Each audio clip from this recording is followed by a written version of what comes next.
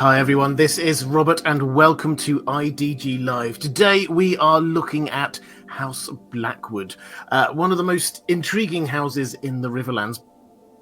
Our travels around Westeros, we spent some time in the north looking at the more interesting houses we have up there, culminating with House Stark, and then we also looked at the Night's Watch. But now we've moved down to the Riverlands, so I will happily take some suggestions afterwards if you want to leave them down in the comments as to which houses in the Riverlands you'd be most interested in having deep dives into. But I thought I'd start off with the obvious selection, which is House Blackwood. As we'll get into, I'm sure, over the course of this live stream, they all the way through the history that we have, particularly during the history of the Targaryen reign, they're there, sort of in the background, and there's always some kind of mystery sort of surrounding them. So let's get into this. As always, I have got a whole load of questions from my patrons. I will be picking them up as we go through, and also I will pick up as many questions from the chat. Just quick, I saw one super chat that came through from Stephanie Brendel saying, I've missed live for the last couple of weeks. It is my son Maverick of House Payne's birthday today, so we are off to dinner, but he would love a shout out. I will catch up with you guys later on. So Maverick of House Payne, happy name day. I hope you have a fantastic meal out and a blessed year ahead. So let's get into this. As always, I will do a little bit of an overview and intro first before we get into the questions.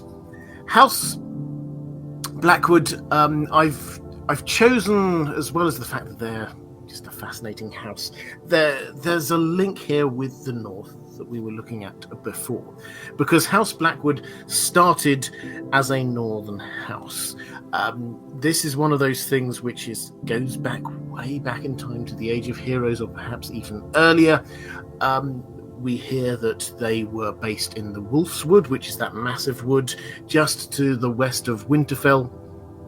And normally we should take these kind of ancient histories with a bit of a pinch of salt, perhaps. George R. R. Martin encourages us to do so, but here in the World of Ice and Fire we do get a little bit of additional information that these stories that House Blackwood have about their own history, they are corroborated by some runes which an obscure maester has managed to transcribe. And so this does seem to be the case. This does definitely seem to be a matter of House Blackwood having once been in the north and were then driven from the north by House Stark, which means that they are northerners in ethnicity, I suppose we would probably call it these days, and also in religious practice. They are first men. Rather than Andals, they practice the religion of the old gods. And when they were pushed from the north, they found a new home in what we now call Raventree Hall. Now, I was going to pull up the map I normally show from quartermaster.info. That and quite a few others. There's a little bit of uncertainty about exactly where Raventree Hall is, so I thought I'd just explain it rather than go into sort of pointing at a map and say, well, it might not be exactly there. Raventree Hall is in the northern part of the Riverlands. It is north of River Run. There's a section that we get a few bits of action from near Old Stones, also Hag's Rest, I think it's called, where Rob paused for a bit en route, his last stop before going to the Red Wedding, where he signed his will. It's not too far from there. Now, House Blackwood established their home in the Riverlands, and relatively early on, it seems that they then became kings over part of, or perhaps all of, the Riverlands. It's not 100% sure, although quite soon after, they also started getting into a rivalry with their new neighbours, House Bracken. Now, this is a running theme throughout all of the history of the Blackwoods. It's mentioned in A Song of Ice and Fire, it's mentioned in Dunk and Egg, it's mentioned in The World of Ice and Fire, it's mentioned in Fire and Blood.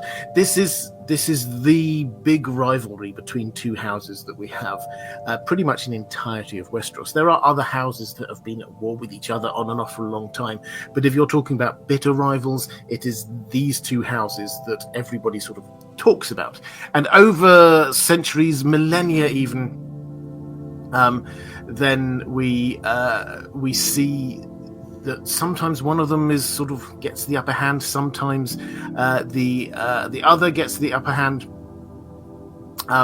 but nobody ultimately wins. And when we reached the point of the story that we're at now, they are both still strong, but part of this history is clearly the fact that these two great houses, House Bracken, when the Andals invaded, House Bracken were one of the many houses, the vast majority of the South, who decided that they would intermarry with the new Andal invaders. They would adopt their faith, the faith of the Seven. They'd adopt their customs. House Blackwood didn't. They survived. They clearly came to some accommodations, but they would not compromise. They kept on worshipping the old gods. They kept as first men rather than intermarried with the Andals. Now, there's lots of stories going both ways that we get between these two houses, where the Blackwoods claim that they were kings and then they got betrayed by the Brackens. The Brackens claim it was basically the other way around. But the most famous of these is the fact that the Blackwoods have in their home, Raventree Hall, they have a weirwood tree. Now, this is not just a normal weirwood tree. The word we hear to describe it from Jaime Lannister, who sees it. He's seen lots of weirwood trees in his times. He's been traveling around the Seven Kingdoms. He's seen Winterfell's weirwood tree as well as many others. And this clearly is something different. This is colossal, is the word that he uses, this weirwood tree. It's the pride of Raventree Hall. And although it clearly spent a long time growing to this massive size, House Blackwood claim that House Bracken poisoned it somehow. And sure enough, when we are where we are at in the main story of A Song of Ice and Fire, the tree is dead. It is still colossal, it's still standing, but it is dead. Now, what you find with weirwood trees is that when they die, they slowly turn to stone, or sort of a stone-like substance. And that seems to be what has happened with this colossal weirwood tree at Raventree Hall.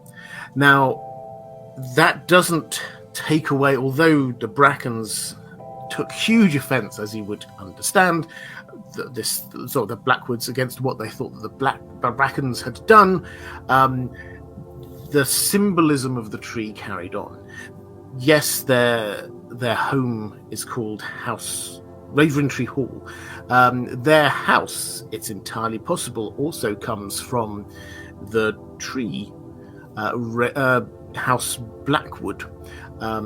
Now, why? Weirwood trees are white. But what we find is that every night, even up to the time of the main story, every night thousands of ravens descend on that tree and roost there overnight, giving it this sort of eerie black look to it. So that's their home, where they have been for millennia. If we sort of move forward through to the time of the Targaryen invasion, through that long period of hundreds, thousands of years, we've had the Blackwoods have been sort of rising and falling like many other houses in the Riverlands. The Riverlands is always, throughout the story, The Riverlands is kind of the apex of where all of these battles happen. If a power grows in Westeros, eventually it will start trying to take some of the Riverlands, because that's in the middle. The Riverlands, as a part of the Seven Kingdoms, it borders almost all of the other, the Iron Islands being the obvious exception, but almost all of the other parts of the Seven Kingdoms. And so this is where battles happen, and the Blackwoods survive all the way through this. They tie themselves to various houses. House Durrandon for a while. There was a time when actually a bastard-born son of House Bracken and House Blackwood became a king, founded a new house, House Justman. House Justman ruled the Riverlands for 300 years. So the Blackwoods survived through all this time, but when the Targaryens arrived, the Blackwoods were one of the first to take their side. Now, this is at least partly, one suspects, because House Hoare, as in Harren the Black, who had built Harrenhal, they had been enemies. They had taken lands and done bad things, allegedly, to the Blackwoods, and so the Blackwoods took the Targaryen side, partly to be kicking out House Hoare. But although they may have wanted to, and when House Hoare were deposed in rather dramatic fashion by the Targaryens, although the Blackwoods may have wanted to step into the breach to be named the House Paramount of the Riverlands, that honour went to House Tully. This upset the Blackwoods. It also upset the Brackens. It also upset the Mallisters, the Freys, lots of houses who were either older or more royal in their own understanding of who they are, or richer, or had bigger armies, or had more lands than the Tullys, and yet the Tullys were the family that the Targaryens went with. Anyway, despite this, the Blackwoods started over time to become actually quite strong Targaryen loyalists. When it comes to the build-up to the Dance of the Dragons, when you have that Great Council, when Jaehaerys calls the Great Council to decide who's going to be taking over after him, House Blackwood noticeably are one of the houses that are named that support Laenor as the person who should be inheriting, rather than Viserys, and they keep up following what then became, or supporting what then became, Team Black. So when the Dance of the Dragons happened, they are one of the most prominent supporters of Team Black, and one of the few on the mainland at the very beginning. So what you'll find, if you look at the very start of the Dance of the Dragons, is Team Green launched their coup, for want of a better word, and they had a whole load of very clear support on the mainland. They obviously down in the Reach with the High Towers up into King's Landing, they were holding that. The strength of the Team Black was actually on the islands off of the east coast, Dragonstone, Driftmark, places like that. The Blackwoods were one of the few who almost immediately came out in favour of Team Black. Now, at this point, I should probably just give the usual House of the Dragon spoilerish warning. On this channel, the spoiler policy is I don't do spoilers for House of the Dragon. I don't know any spoilers for House of the Dragon, incidentally, but I will happily say what happens in the books. They've been roughly sticking to the books. There have been a few changes, so what happens in the books doesn't necessarily mean it's going to happen on the show, but that's what we'll be talking about. So in the book, we get House Blackwood involved very early on, with a whole series of, as you would probably guess it, battles with House Bracken, who, of course, have chosen the opposite side. They've chosen Team Green. And through this, I will talk a little bit more. I've got some questions on this, so I'll sort of skate past it a little bit quickly. One of the key characters in this whole drama is someone who is known as Black Ali, Alison Blackwood, who is an extremely talented archer.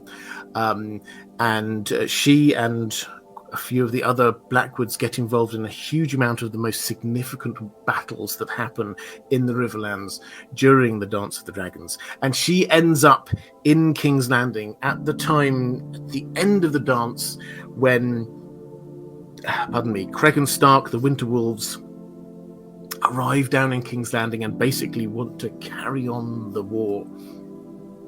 They have their own reasons. I covered that when we were talking about the Starks.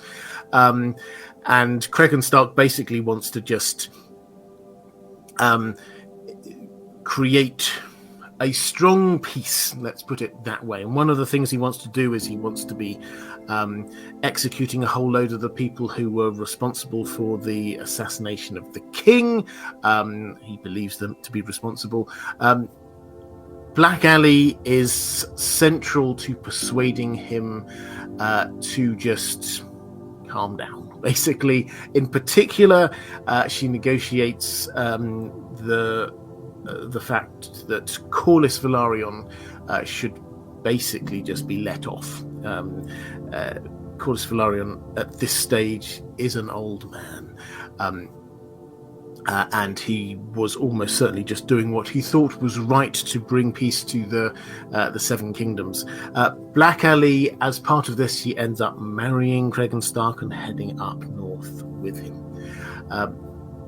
Then, if we kind of fast forward a little bit, we get another key Blackwood, another key Blackwood woman as well, Melissa Blackwood, who becomes the sixth mistress of King Aegon IV. Now, Aegon IV was the person who had all of those bastard children, the great bastards, and we know about them. We had Daemon Blackfire, Bittersteel, and so on. Melissa Blackwood was the mother of Bloodraven. So Bloodraven is this immensely fascinating character, immensely powerful character, and he is half Blackwood.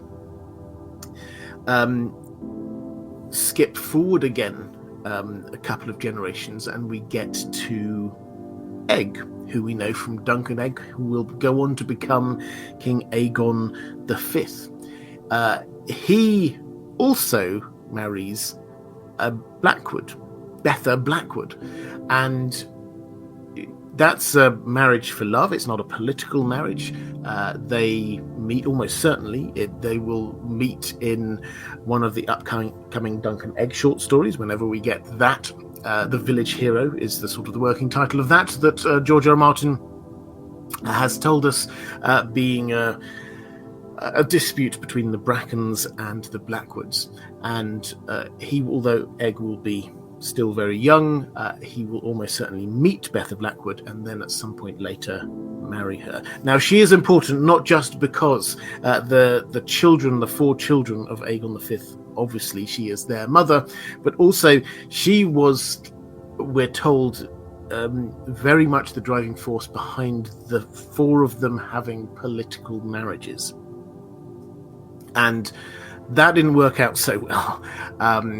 All of those political marriages which were proposed fell through for various reasons.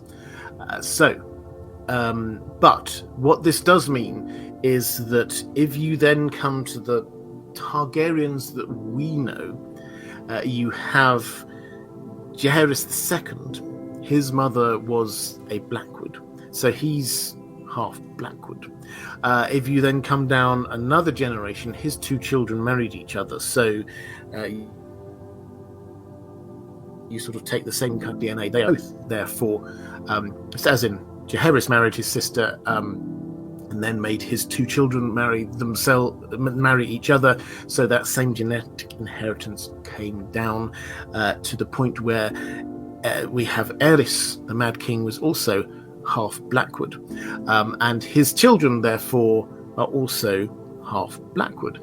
The Blackwood genetics are strong when you get to people like Daenerys, Viserys, even if we're assuming R plus R equals J, Jon.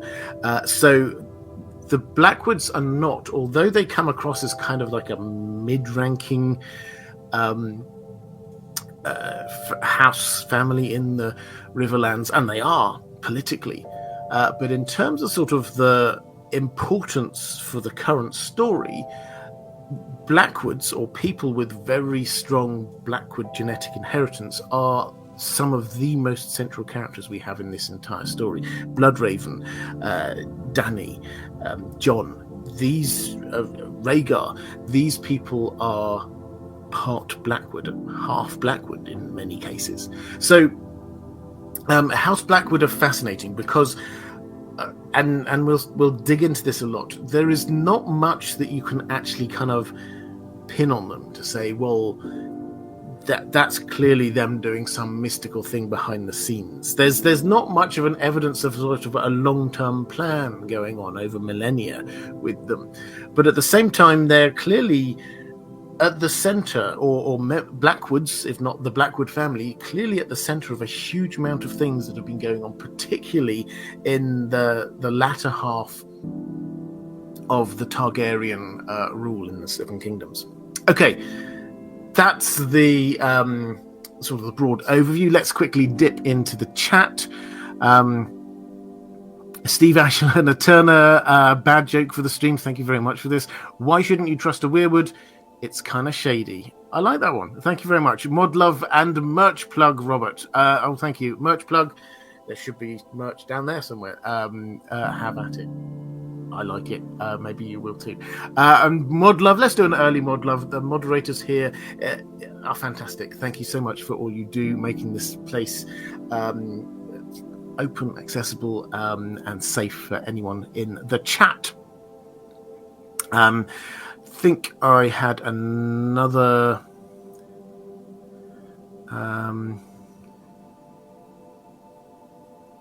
there we go. Caius Ballerina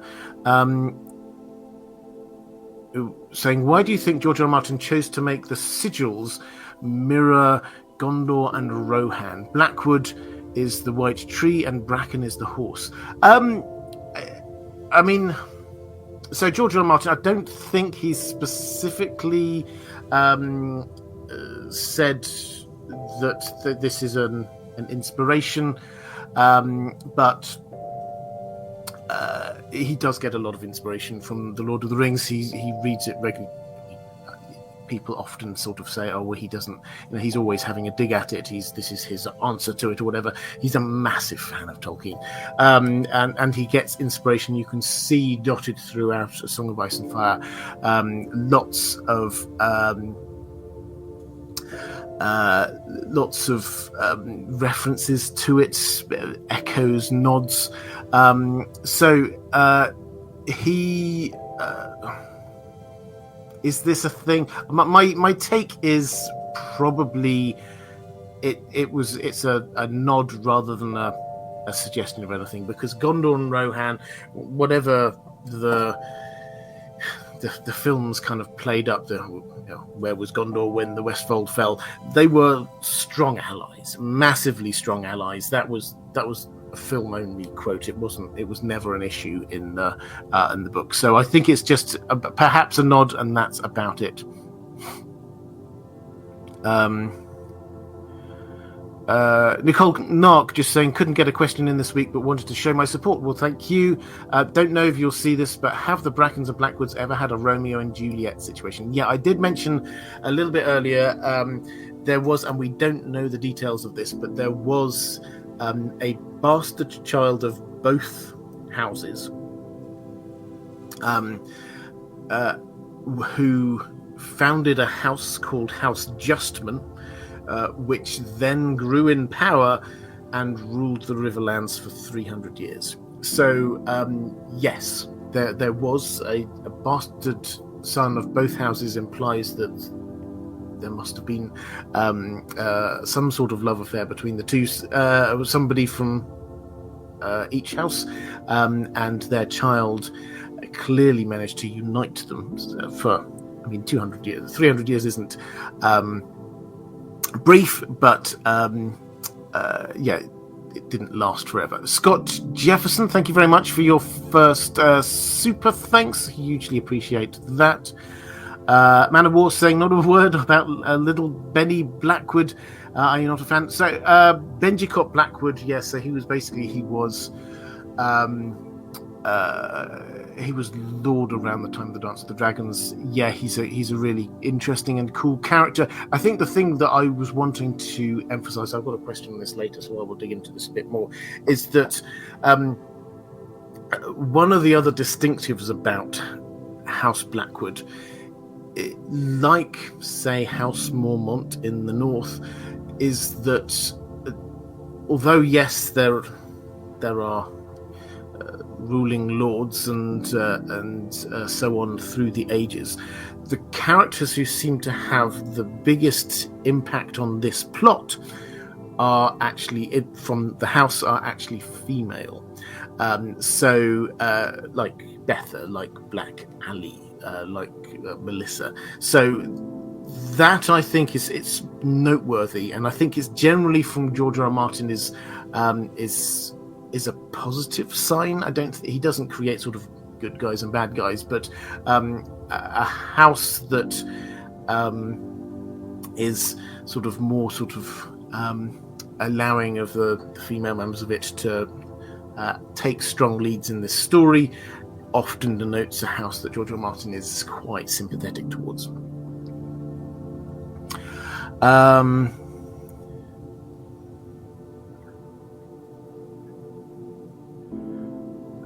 I think I did have another.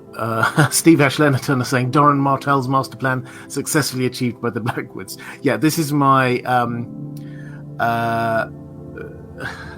slightly tongue-in-cheek approach to Doran Martell, which is that Doran Martell is often considered a strategic genius, and yet when you look at what his plan is, it largely boils down to, I'm going to marry my family to House Targaryen, which he tries 4 times, I think. The Blackwoods successfully managed it. Yotafro saying the mic quality is impeccable today. Well, thank you. I'm very pleased. I've had another tweak, so I hope that's working. I'm going to get somebody in to look at it all properly at some point in the next few weeks. So hopefully that will leave all of the audio problems in dust behind us. But I'm glad it's working today. I'll keep up these tweaks and go forward with it. Robbie OB saying, I had a theory on the Weirwood network. I think the part that remains after you die is how the network grows, and it's what powers the Green Seer. Interesting. Oh, and then the second part to this, they need to stop the others because they are disconnecting nodes from the network, reducing their power. I think the Lord of Light would also be opposed to this, what with all the burning.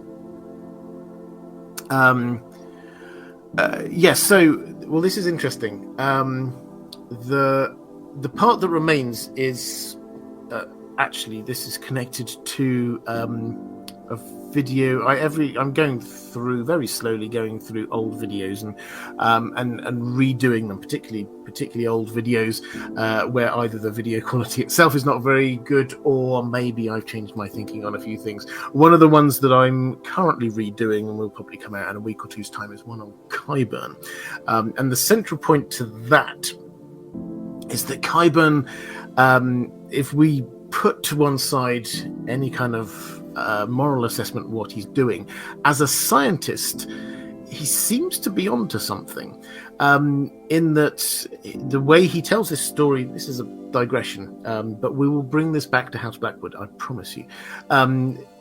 He has this conversation with Jaime Lannister, who asks him rather randomly whether he believes in ghosts, and Qyburn says no, he doesn't. Or more precisely, he actually just goes into this anecdote. He says, when I was in the Citadel, I went into a room and there was a chair in the room, and I went up to the chair and I saw that there was an indentation in the chair.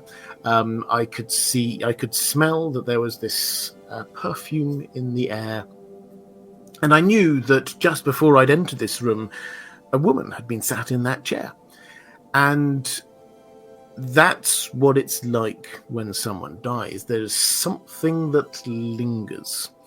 And that seems to be what is driving his research, is this idea that something lingers and of a person even after they die. And this is what we definitely see in people who die and get brought back in this world of ice and fire. People like Lady Stoneheart, for example. Cat Stark died. Something lingered of her. The thing that lingered there was clearly this burning desire for revenge. The same with Beric Dondarrion. Something lingered of him, and that remained. Lots of him had gone, but something lingered.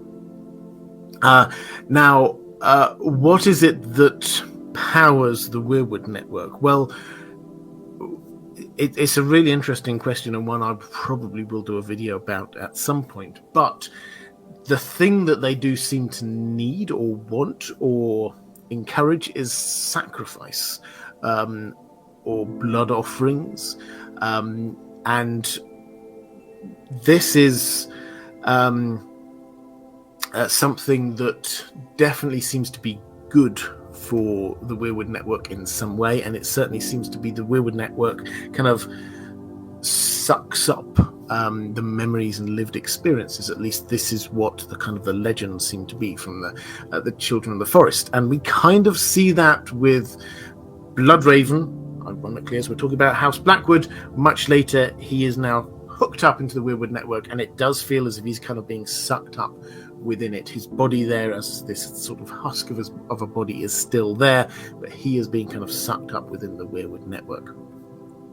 How this links across to House Blackwood, as well as what we've just been talking about with Bloodraven, is that we have this colossal weirwood tree, and we discover that a lot of the Blackwood family get buried underneath it. This echoes House Stark, incidentally, who they bury their dead in the crypts under Winterfell, but it's not just generically under Winterfell Castle. It's the entrance to the crypts is right next to the Godswood, so they are burying them under the weirwood tree. It's just a step here, I think, Robbie, to say that is what powers the Weirwood network. I'm not sure whether I completely buy in to this idea that the reason why they're trying to stop the others is because the others are disconnecting these nodes. I think it's really good thinking. And as I say, at some point I will get back to a video about the Weirwood network and how that operates, because I think it's something there's something in there. Andrew Kay saying Benji Cott is a total badass, but also a bit hard to take a 10 or 11-year-old thrust into such battles. Yeah, I mean, this is something George R. Martin does a lot. He has younger people than in our modern society would think sort of would work well in battle situations. Yeah, it's. I think the thing is with Fire and Blood is that this is collected stories as much as anything, and people will tell great tales about what happened in battle. So I'm not 100% sure that everything that gets accredited there is necessarily the truth, but yeah, he does seem like a bit of a badass. Ranabir Mitra saying, please give Michael Talks About Stuff a shout out. His videos are absolutely good, great theories, tinfoil, but at least backed with evidence. Well, happy to give a shout out. Let me know. I mean, I recognise the name. I can't off the top of my head remember if I've seen any videos, but I'm happy to give a shout out, and feel free to give a link in the chat.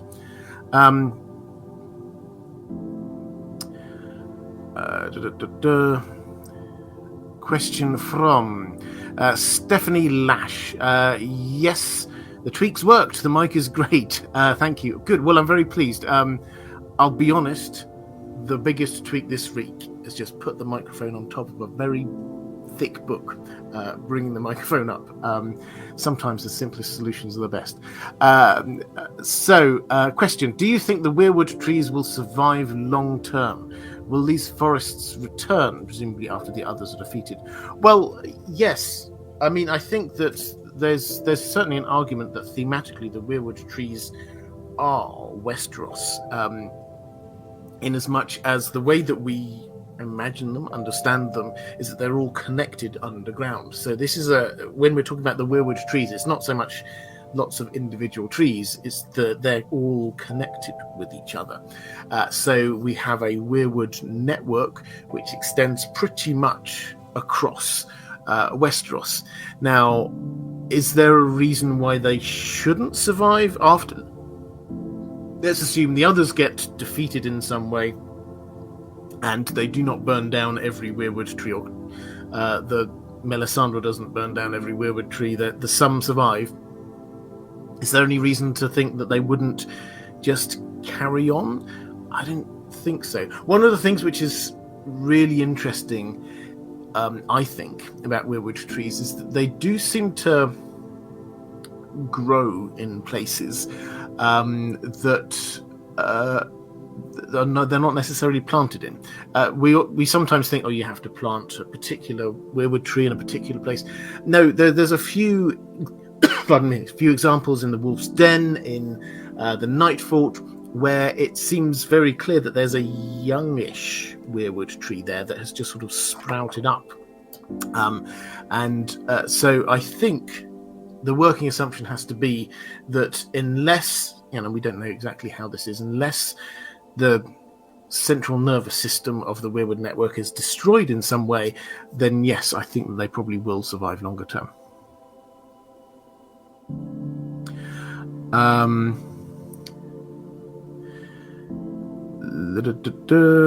Welcome, Ebenezer Germer. Good to see you. Then let's go to some questions from my patrons. Ranabir Mitra. Ranabir Mitra. Probably mispronounced it anyway. Apologies. Saying, hope you and Dan are well. We are, thank you very much. He's taken himself up to bed, as is his wont. Though, if he comes back down a bit later, I'm sure he'll give a little shake to say hello. Little tinfoil, but interested to hear your opinion. The story of the Warg King is interesting to me, especially from the point of view that he and his sons were defeated and the women were incorporated into House Stark. Keeping Bloodraven in mind, and the fact that the Blackwoods originally hail from the Wolfswood, is there a chance that the Blackwoods were descendants of the Warg King? My evidence points are below. The World of Ice and Fire states that the Wolfswood had a wild clan named House Woods. Therefore, exiled folk from there could be Blackwoods.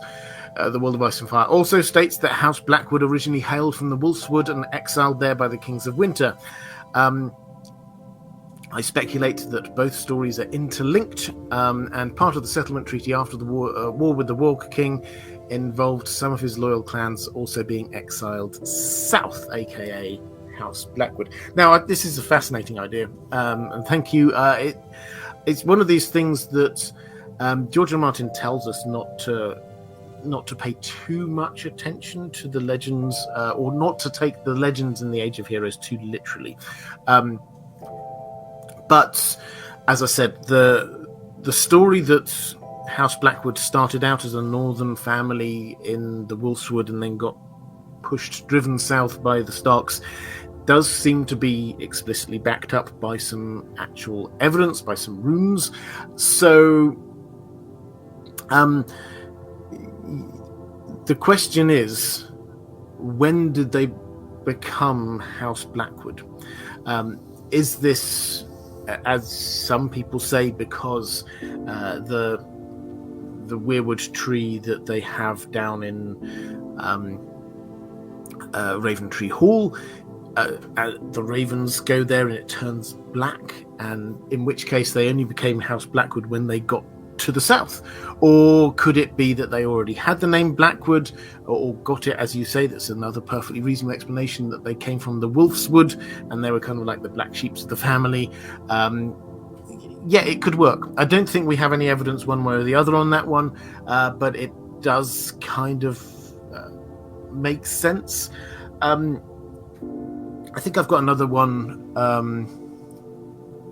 or maybe I haven't, but my take as to why they were driven out is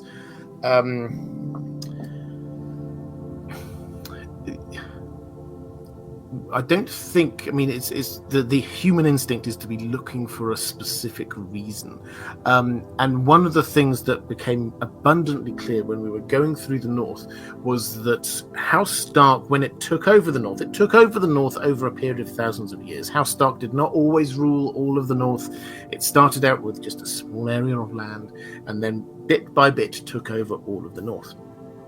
And the tactics it used over time changed dramatically. Some houses they destroyed completely. Some houses they defeated in battle and then married into.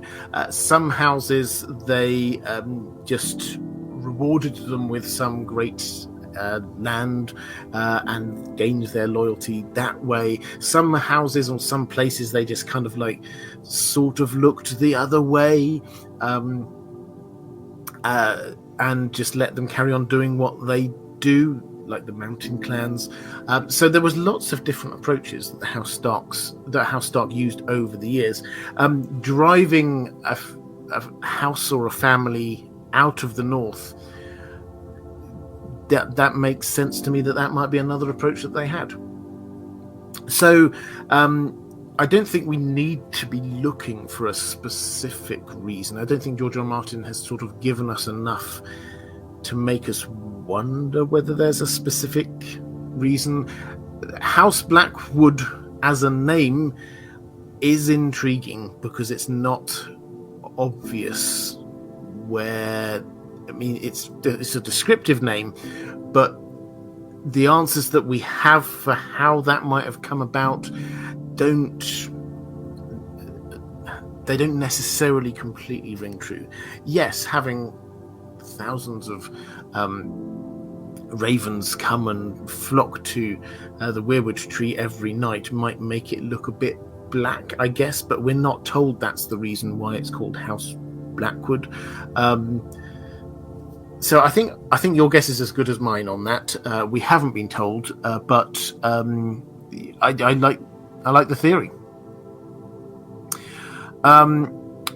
John Buxton saying, "Hi Robert, thoughts on any implications of Sir Arlen coming from Pennytree, and what that might have in later Dunk and Egg novels? Dunk's symbolic home as well. Cheers." Well, cheers.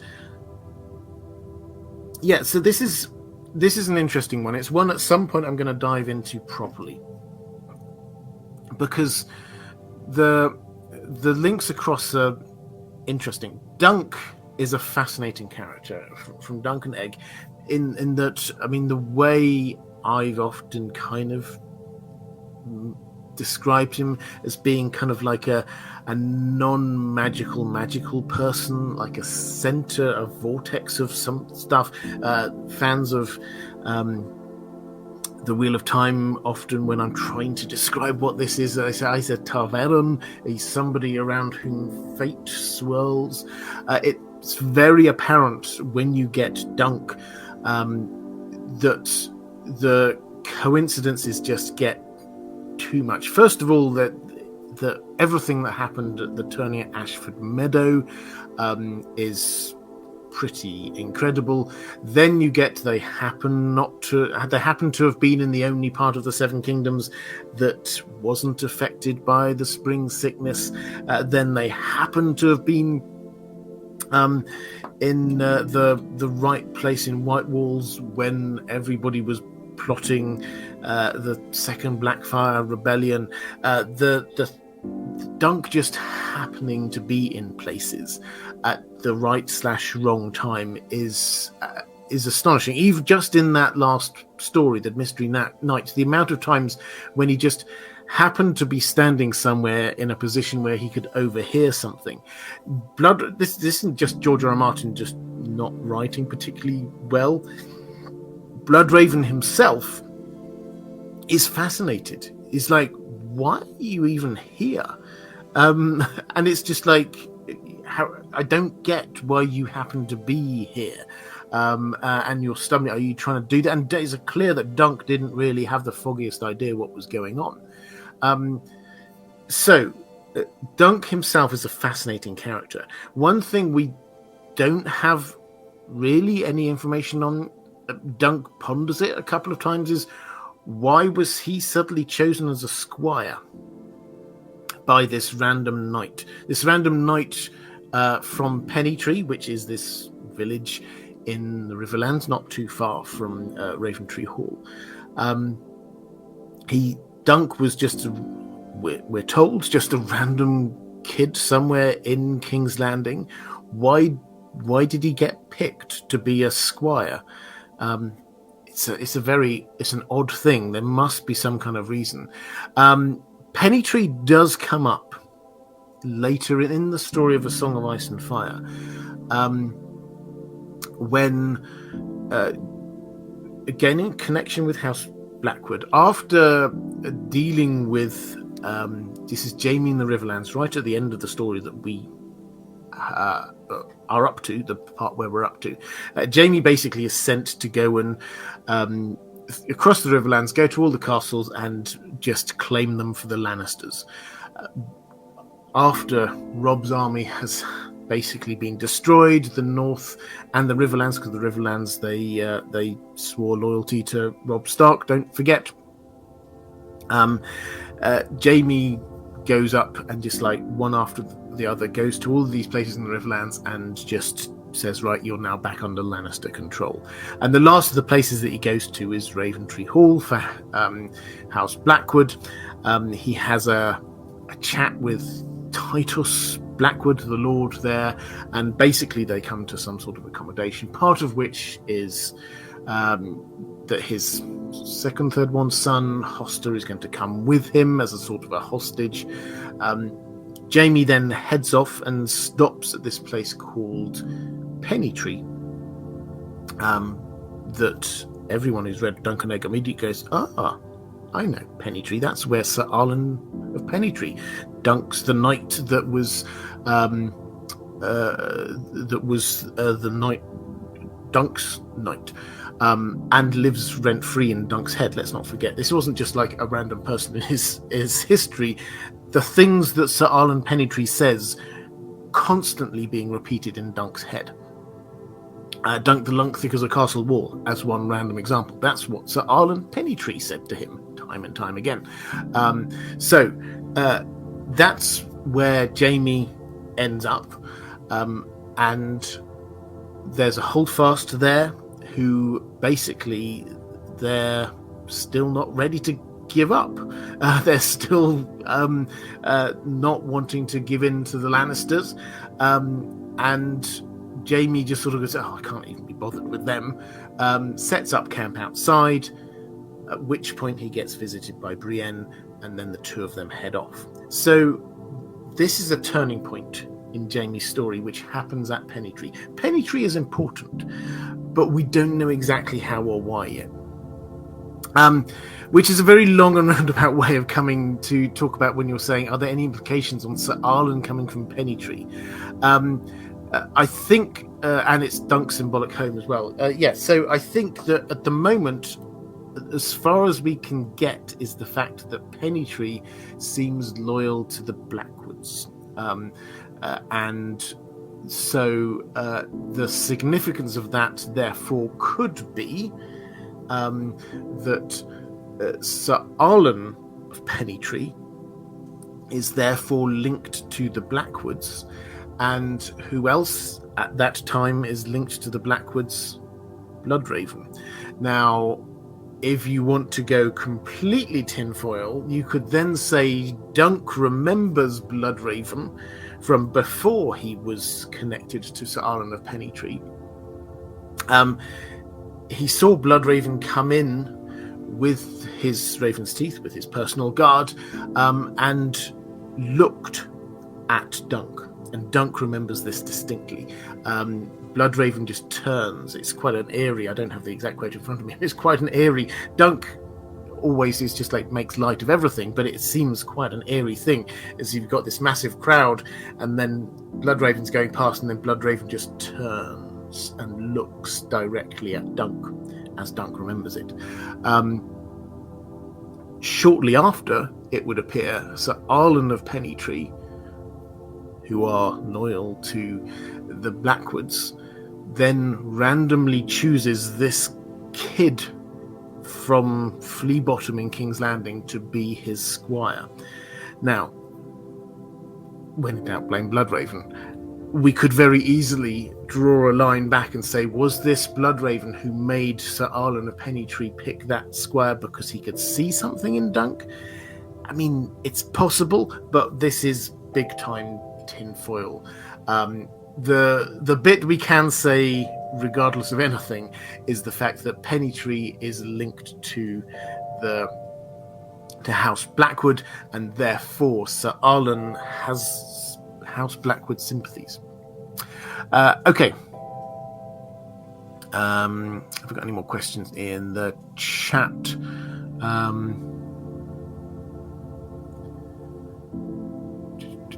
Okay, let's go to a question from my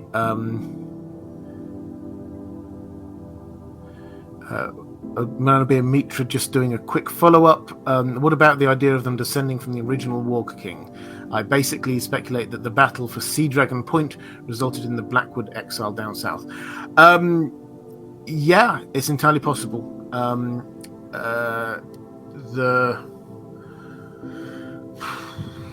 It's one of those things. I struggle with the stuff that's way back in history to sort of say definitively one thing or another. That fits the facts, but then I think you could find other things that also fitted the facts, because the facts are quite few. We know that they were driven from the north by the Starks. We know that they were in the Wolf's Wood. We know that their name is Blackwood. So there might be some connection in with all of those things. The Walker King was up around that part at some point around then. The Blackwoods... Let's talk very briefly, actually, as you got me onto this. The Blackwoods and magic, they, unlike, say, House Reed, where very clearly we have several magical members of the house, and the things that they do seem magical. House Blackwood, if you take Bloodraven out of the equation, they don't actually come across as particularly magical. This isn't just like they're always being accused of being wargs or anything like that. Bloodraven is the first, I think. Feel free in the chat to contradict me if there's somebody who's got a encyclopedic knowledge of the Blackwood history. But I think Bloodraven is the first Blackwood who we definitively know was a warg. So the link is there, but it's not strong, would be my case. Andrew Kay saying it's quite possible the Wolf's Wood was named the Blackwood pre-Stark conquest. That forest known for several species of blackwood trees even. Yeah, that's an interesting possibility that the Wolf's Wood was known as the Wolf's Wood, not always, but it was called that once the Wolf conquered it, once the Starks conquered it. Before that, maybe it was the Blackwood. Yeah, that's another possibility. Harry McHugh saying, will Blackwoods be in Duncan Egg? Yes. they will certainly get mentioned. It depends on how deep into this they go. So there were 3 Blackwoods at the tourney at Ashford Meadow, which is obviously the first story, which is we're going to get. It's going to be filmed actually in a few months' time. So we will definitely get mention of the Blackwoods. There's a slightly amusing bit when they're trying to pick his team of 7, and a few names came up, and then they suddenly realized, hang on a moment, we're talking about having a Blackwood and a Bracken both on the same team. That's never going to work. So they do get mentions, but they would probably only when we get to the village hero. Now, okay, let's talk about the Dunk and Egg books briefly. Dunk and Egg stories, we have 3 already written, obviously. After that, George R. R. Martin has started writing. He got halfway through and then stopped a book which has the working title. This won't be the final title. The working title, The She-Wolves of Winterfell. So that's set up in the north. He's briefly mentioned a few months ago the possibility that he might do one set down in Dawn, but he's also talked about having plotted out a story set in the Riverlands called The Village Hero, which would be a Blackwood Bracken based story. And that presumably is when, as I said, when Egg meets his future wife. So in order to get there, then I think we would have to expect Dunk and Egg to go through, I don't know, 5-6 seasons maybe, which is possible, but I think George R. R. Martin won't want them to be going faster than he writes them, and he's not going to write any more Dunk and Egg stories probably until he's finished writing The Winds of Winter, and your guess is as good as mine when that's going to happen.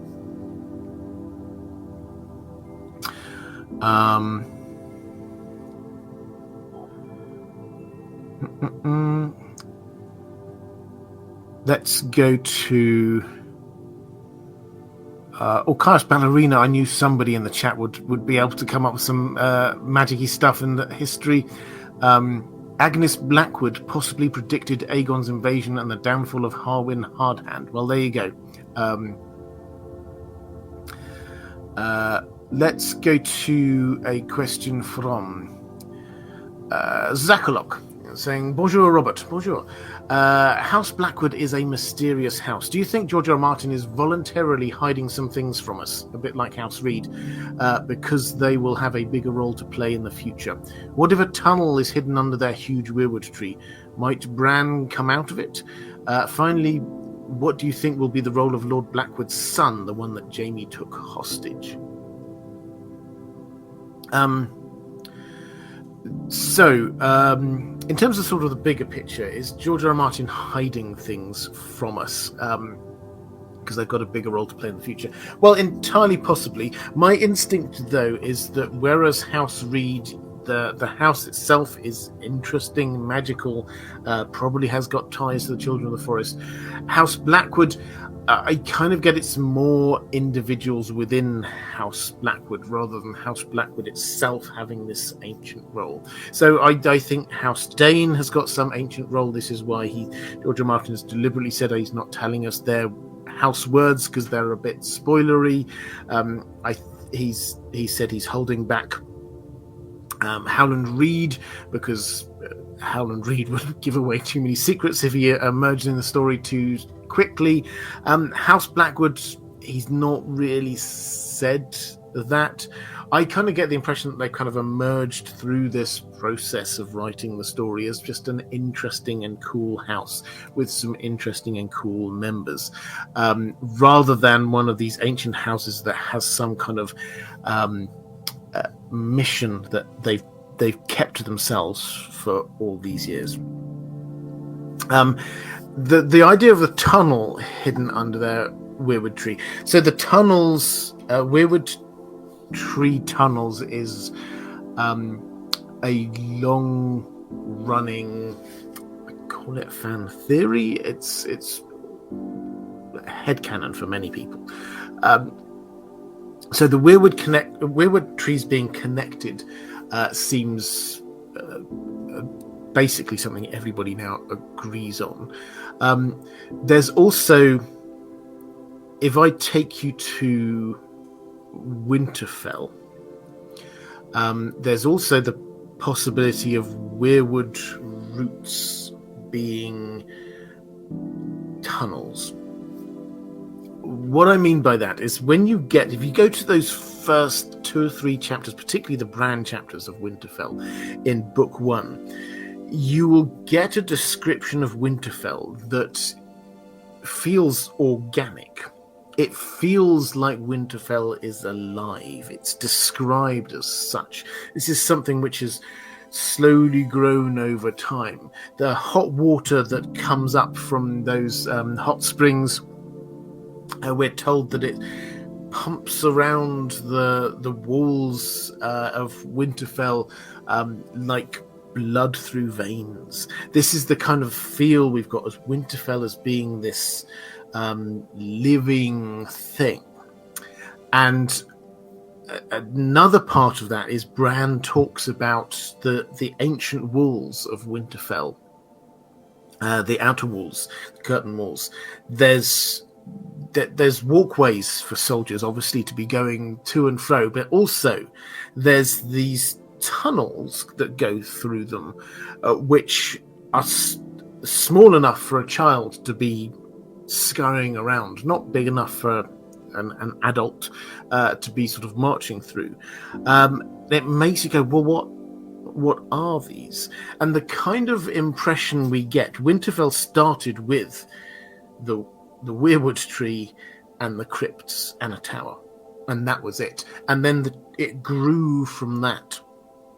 And the feeling we get from this isn't sort of written down in a clear description, but the kind of the feel that we get is that the weirwood tree is Winterfell, and it's kind of like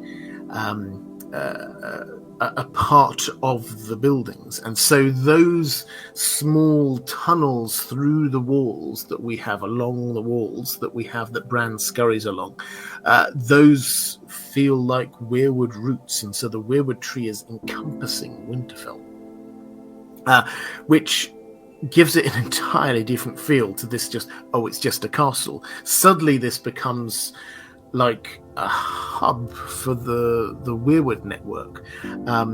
So if you take that as an idea, you then get this idea of tunnels, which the children of the forest, obviously again connected to the weirwood trees, they live in tunnels underground hugely, and we get this idea that maybe actually there are tunnels that join up through massive roots that are tunnels between the different weirwood trees. So if that's the case, if there be a tunnel under the huge weirwood tree, absolutely. Might Bran come out of it? Well, my working assumption is that Bran, yes, he will escape through tunnels from Bloodraven's cave when the time comes. I don't think that he's going to appear all the way down at Raventree Hall, but he could pop up, who knows, near the Night Fort, near Winterfell, somewhere like that. So yeah, that's entirely possible. Lord Blackwood's son, though, let's talk about him. Lord, I've already started explaining this bit of the story.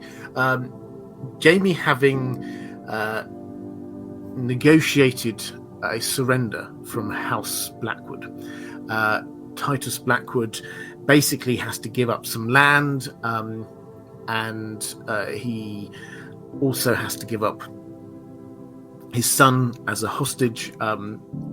In return, the Lannisters won't destroy them. It's the kind of feel we've got going on. The Brackens have been besieging Raventree Hall, but doing a really bad job of it. And then Jaime just comes in and says, well, okay, I can't be doing with this. And he just goes in and negotiates and wins the day, basically. So the Brackens don't come out particularly well from that. But Hoster, who is this, he's described wonderfully well. He's nearly 7 foot tall. He's very thin. He's very gangly. This, incidentally, seems to be one of the traits of the family. They often are described as being quite thin, black hair, and this particular son is very bookish, to the extent that Jamie says, "Oh, this guy, we should leave him alone in a room with Tyrion. They'd have got on great. They'd just be talking about books the whole time." So that's the kind of feel we have. And anyway, Hoster comes along with Jamie. Jamie's going to disappear. As far as everyone's concerned, the rumor is that some woman came along and just took him away. Who? We don't know. What is Hoster to do at that point? He is a hostage.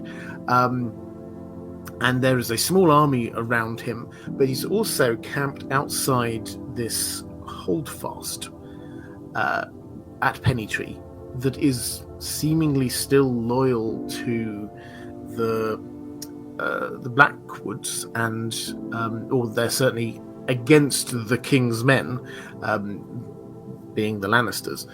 So I do wonder whether Hoster will take refuge in that holdfast. And then the Lannister army, not really sure what to do, will probably sort of return home.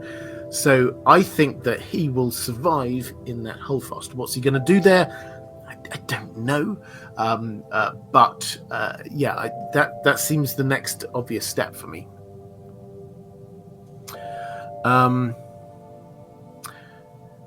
Victoria Gill saying, "I would love a series exploring the philosophical morality of what George R. R. Martin is exploring with some of his more divisive characters, e.g. Tyrion and Qyburn, and theologies."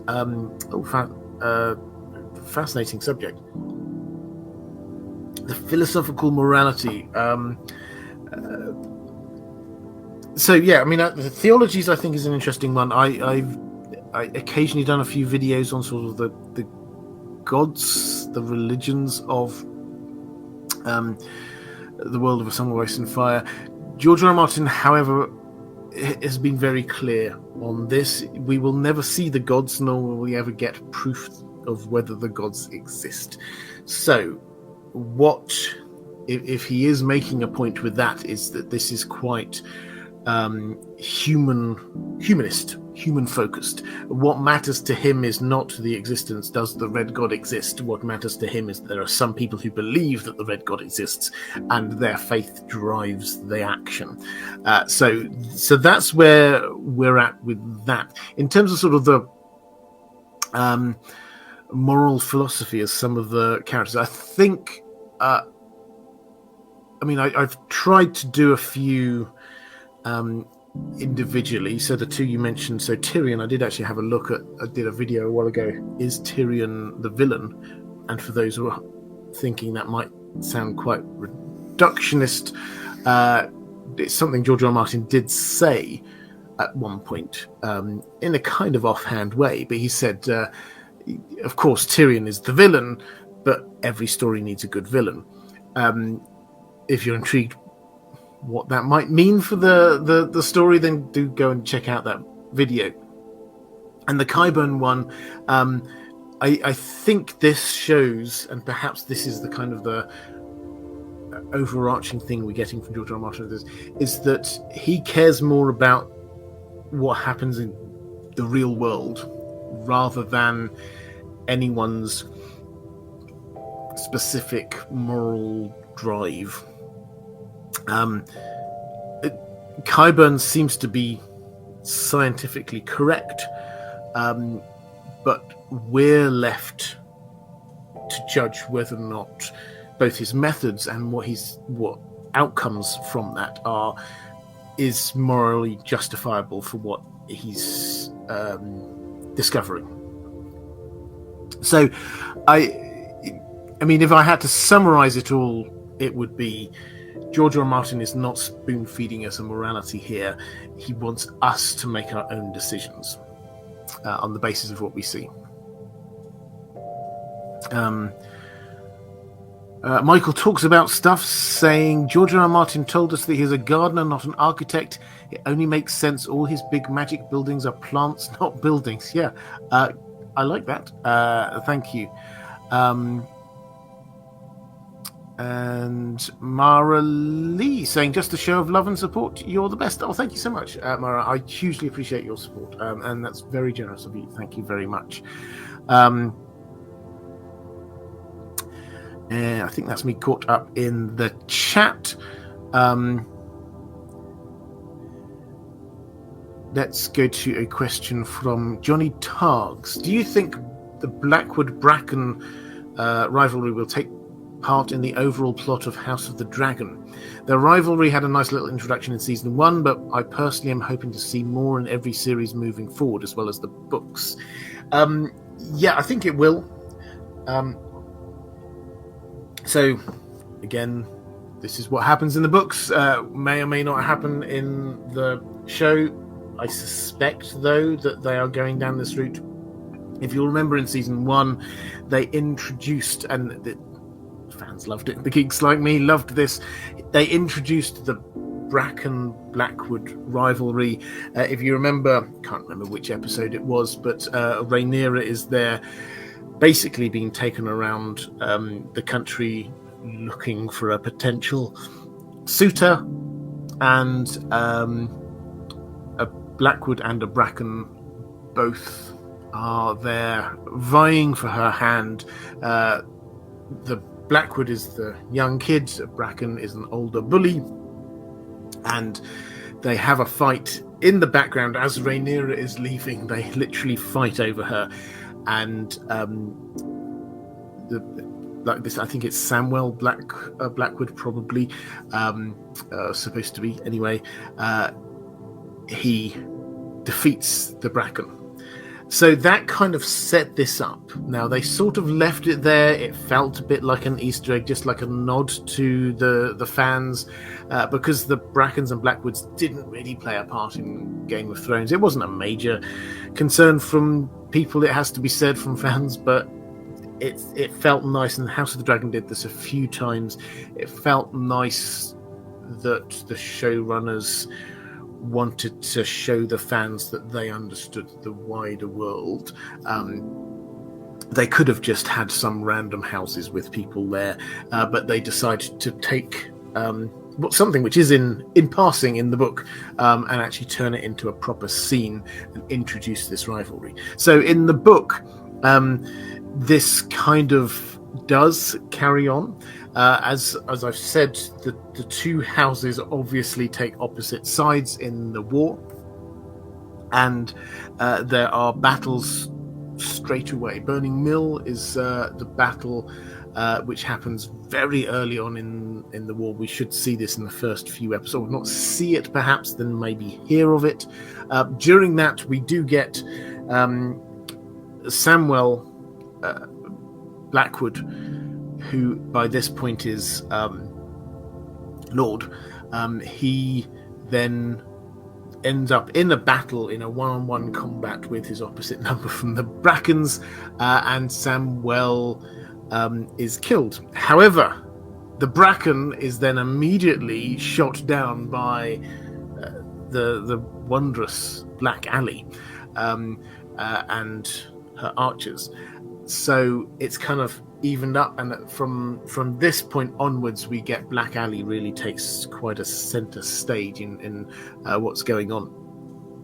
But the ongoing feud between those two does carry on through into the sort of the rest of the dance. But I had another point I was going to make there. I can't remember what it was now. I think what they will probably show us in small amounts in the first few episodes is what Daemon is doing. So the strategic position of the Team Black is that they need allies on the mainland. They need a toehold on the mainland, and Daemon has decided that the best place to have this toehold is Harrenhal, central to everything, big enough to gather armies at. So he goes over to there, and that is where the Blackwoods kind of join the new Team Black on the mainland. So, and they're the center of that. Right. Gabriel Farrell saying, "Hi Robert, I hope you're well. As we're all Blackwood fans here and hate the Brackens as we should, do you think the story might end in the ultimate triumph of House Bracken being destroyed? Surely if there's one positive of the others reaching the south, it would be that." And Keith Boynton says, and I'll take both of these together, maybe I'm wrong, but it seems to me that in the Bracken-Blackwood feud, the deck is always stacked in favour of the Blackwoods, at least as far as reader sympathy is concerned. Is George intentionally manipulating us here, maybe to set us up for some kind of twist or reversal, or is he just playing favourites? Well, this is a really interesting observation, so I'll start with the second bit and then move back to the first bit. Because the answer is yes. When you read through their histories, even when they're histories that are trying to be quite objective, or ostensibly trying to be quite objective, the Blackwoods get our sympathy as readers. Partly because the Brackens seem to have a great account of doing bad things against them. Partly because the Brackens seem to side with the guys that we're not really sure about. Team Green, for example, the Lannisters. And partly, I suppose, that the Blackwoods are they are reminiscent of the Starks. And the Starks indisputably are where George R. R. Martin wants our hearts to be, certainly in Book 1. If you look at the different POV characters in Book 1, you've got, I think, just 2 of the characters aren't Starks, Tyrion and Daenerys. Maybe there's another one I've just entirely forgotten for the moment, but you count the Starks, you get Ned gets POVs in his name, Kat gets POVs in her name, Sansa does, Arya does, Bran does, Jon does. We're getting all of this story being told us from a Stark perspective. So we therefore instinctively will be feeling sympathetic towards people who are coming from a very similar type perspective, like the Blackwoods. Might George R. R. Martin be setting us up for something?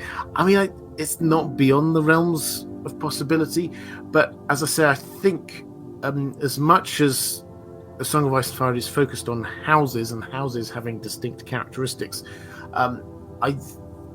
with the Blackwoods, it seems to be so much more about individuals within it.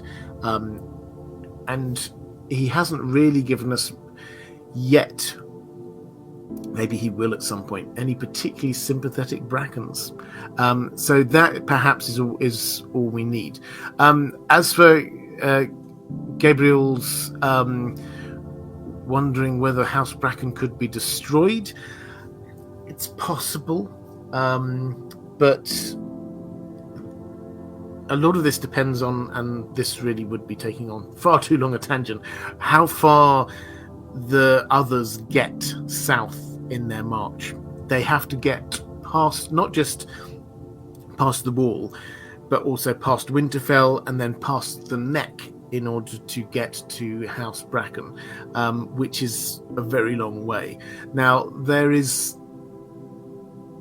one clue, or possibly 2, that suggest that it might be like that. Because in our minds, obviously, what happened in Game of Thrones, the TV show, is that they got as far as Winterfell and that was it. Job done, White Walkers defeated.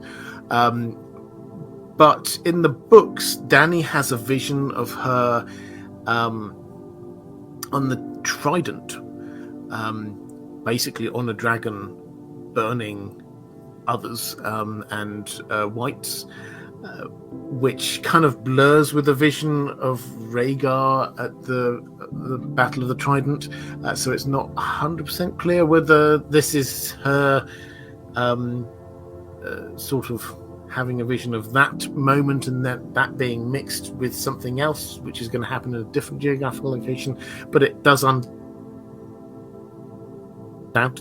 definitely happen there. So maybe that's a hint that they get that far south. And then the other thing is this idea that the logical, if they have an aim of where they're trying to get to, the Isle of Faces feels thematically like the kind of a really important place for them to be heading towards. And that is down in the Riverlands. So 2 possible clues that the others could get down into the Riverlands, which, if you think about it, it'll be hugely devastating for everything in the north. But does this mean that House Bracken will be destroyed completely? I don't think so. There's lots of Brackens out there. It's a matter of how much of the world, the post-devastation world, George R. R. Martin will show us. I don't think he's going to be in the realms of giving us a 20 years later kind of thing. Or maybe he would, I don't know. But that doesn't... His story seems to be aimed to be reaching an end point, and then that's it. Let's go to Mara Lee saying, I'm curious about House Blackwood's coat of arms and the significance of having a dead white weirwood tree on it, as well as the ravens. Yeah. So I think the answer is that this is the obvious one, which I know you also said in your question. Is this the weirwood tree in Raventree Hall? Is it the ravens? Yes, I think that's absolutely true. Is this their coat of arms, and what's the significance of this? Well, to my mind, it is simply that this is their identity. In a way that you get houses try and put either in their house words or in their sigil a representation of who and what they are. So the House Stark, it's the wolf, the direwolf, as an expression of who they are. Here, the expression of who they are is the physical place where their base is and that tree. So that tells us that they are very focused in on that as a place. What does that mean? It probably means that place is significant in a way. It's if you actually, I've said this before and I don't have the map up, so you just have to imagine it, but there is a kind of a slow curve in the North Riverlands. We often think of, once you get to the neck, north of the neck that's the north. This is where the worship of the old gods is. South of the neck, that's all gone. Maybe you get House Blackwood or 1 or 2 others who are just like, they're anomalies. Actually, if you look, you can see that there is this sort of curve coming down from the neck of places that are connected with the worship of the old gods. One of these is Raventree Hall. We get Old Stones. We get High Heart. If you remember, this is where the chopped down weirwood trees are, but Jaime sleeps on the stump of one of them and gets some weirwood visions, and then comes down, obviously ending with the Isle of Faces. There is this still remaining arc of old gods' influence within the Riverlands, just in that northern or northwestern bit.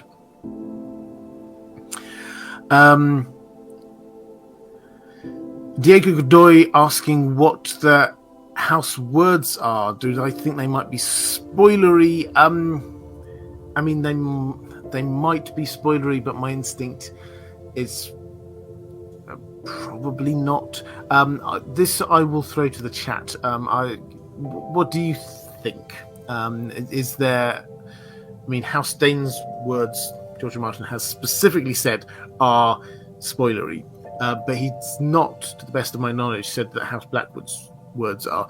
One thing I would sort of add, just as a sort of it's a bit boring but probably true, is that there are lots of houses that we don't know their house words.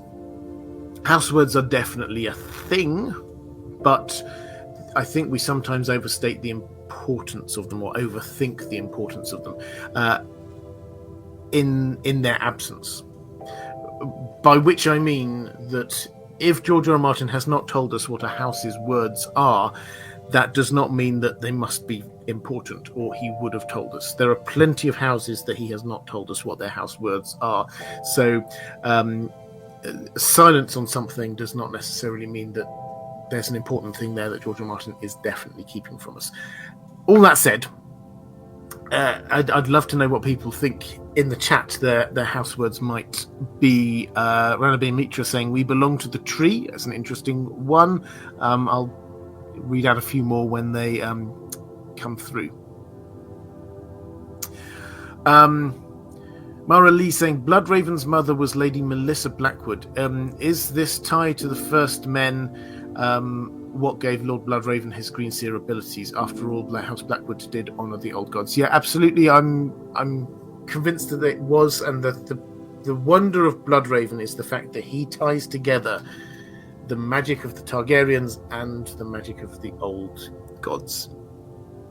So he and as well as tying together the magic, he therefore, because he was a great student as well, he also could tie together the knowledge and understanding of the North and the legends of the Long Night and the Last Hero and things like that, with the legends and prophecies of the Targaryens, the prince that was promised, things along those lines. So he's the person who brings this all together thematically as well as, I think, probably practically in reality. He's the point, and we often think of John as being, well, he is a Song of Ice and Fire in one very limited sense of it, in the fact that this is the coming together of House Targaryen and House Stark. Bloodraven was a sort of a foreshadowing of that, in a way. He was the son of Targaryen, Valyrian and First Men heritage, in the way that John is as well. Okay, let's read through a few of these house words. Carlos Ballerina saying, when in doubt, blame Bloodraven. I like that. Dr. Wizard saying, House Dane's words are R plus L equals J.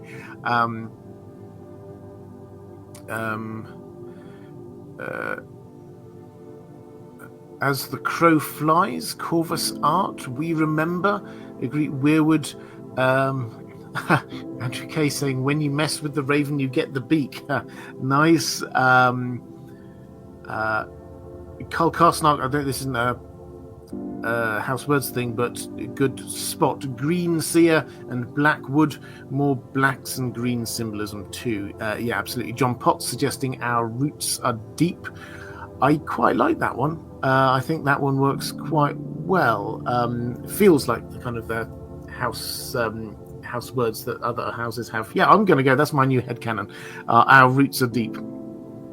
Okay, let's go to a question from Ranabe Mitra saying, in your old video, The Secret Bloodlines of Azor High, which I think is still up, you mentioned about the Targaryen bloodline being enhanced with the magic from multiple regions of Planetos. Aegon V marrying Betha Blackwood resulted in, firstly, one son being linked away by a woman from a magical first man place, Jenny of Oldstones. One son denoted as sickly and bookish, and also very keenly taking advice from a woods witch. That's Jaehaerys II. How do you look back on that old video and your idea that Bloodraven needed the magic of the first men to create the future Azor High? And what about the idea about the regional magical influences needing to be infused into the Targaryen bloodline? Is it because the future Long Night was a worldwide event and would therefore require regional magic to undo the magic of others in that location. Yes, there's a lot in there. That video, for those who missed it, this was, and I think I probably even said in that video, this is as close as I get to sort of tinfoily stuff. I try with my main videos to, as much as I can, to be just setting out, this is our best understanding of the situation based on the information we have. That one is more a matter of, this is I noticed something interesting and just trying to understand what that might sort of mean thematically, magically. And the interesting thing is that if you trace the actual line of the Targaryens down, not just like who was king, but the bloodline that we have that follows down from Aegon the Conqueror, you find that basically they keep, as we know, they marry other Targaryens a lot. They also marry House Velaryon a couple of times, another Valyrian house, and off to a few other families with Valyrian heritage. But then mapped into this, we get House Arryn, who are probably the prime example of the Andal heritage, House Martell, who are an example of Rhoynish heritage, and also House Blackwood, an example of First Men heritage. Just the once each time, which feels more than coincidental that you would have just Valyrian bloodline plus the other three significant ethnic groups represented within the bloodline that ends with the prince that was promised. So it's a short step from there to say, was this in some way manipulated to happen? Is this magically significant in some way? I mean, it might be symbolically significant in one way. It does mean that there is the potential for lots of different strains of magic. We know, for example, the Rhoynish, we don't talk about it huge amounts, but there's some serious heavyweight magic that happened over there when they were fighting the Valyrians hundreds of years earlier. And some of that, some of that magic has to have fed through to House Martell. We never really talk about the idea that House Martell might be magical with Rhoynish magic, but surely there must be something there. The First Men magic we've been talking a huge amount about already, and then the Andals. I mean, we sort of underplay or are a bit disparaging of sort of the Faith of the Seven and the magic that comes out from that, but if there is any magic, that's where that comes in. So that's it's an observation as much as anything else, that all of the different types of ethnic group and therefore magic type within Westeros men and Westeros are covered within that bloodline of Azor Ahai, the prince that was promised. The interesting bit comes with, as you say, when Betha Blackwood gets introduced into this. She is the mother of Aegon V's 4 children, and in a way, you could, if you're looking for House Blackwood are trying to manipulate things, you could say, oh look, she's coming in, she's trying to manipulate things. She actually seems not to want what the prophecies want. So she wants all of her children to be marrying for political reasons, and they all rebel against it for various reasons. So the marriages that end up happening, and therefore the bloodline, as it were, that we get, that goes on down towards where we're expecting the prince that was promised, that is against what she was originally intending.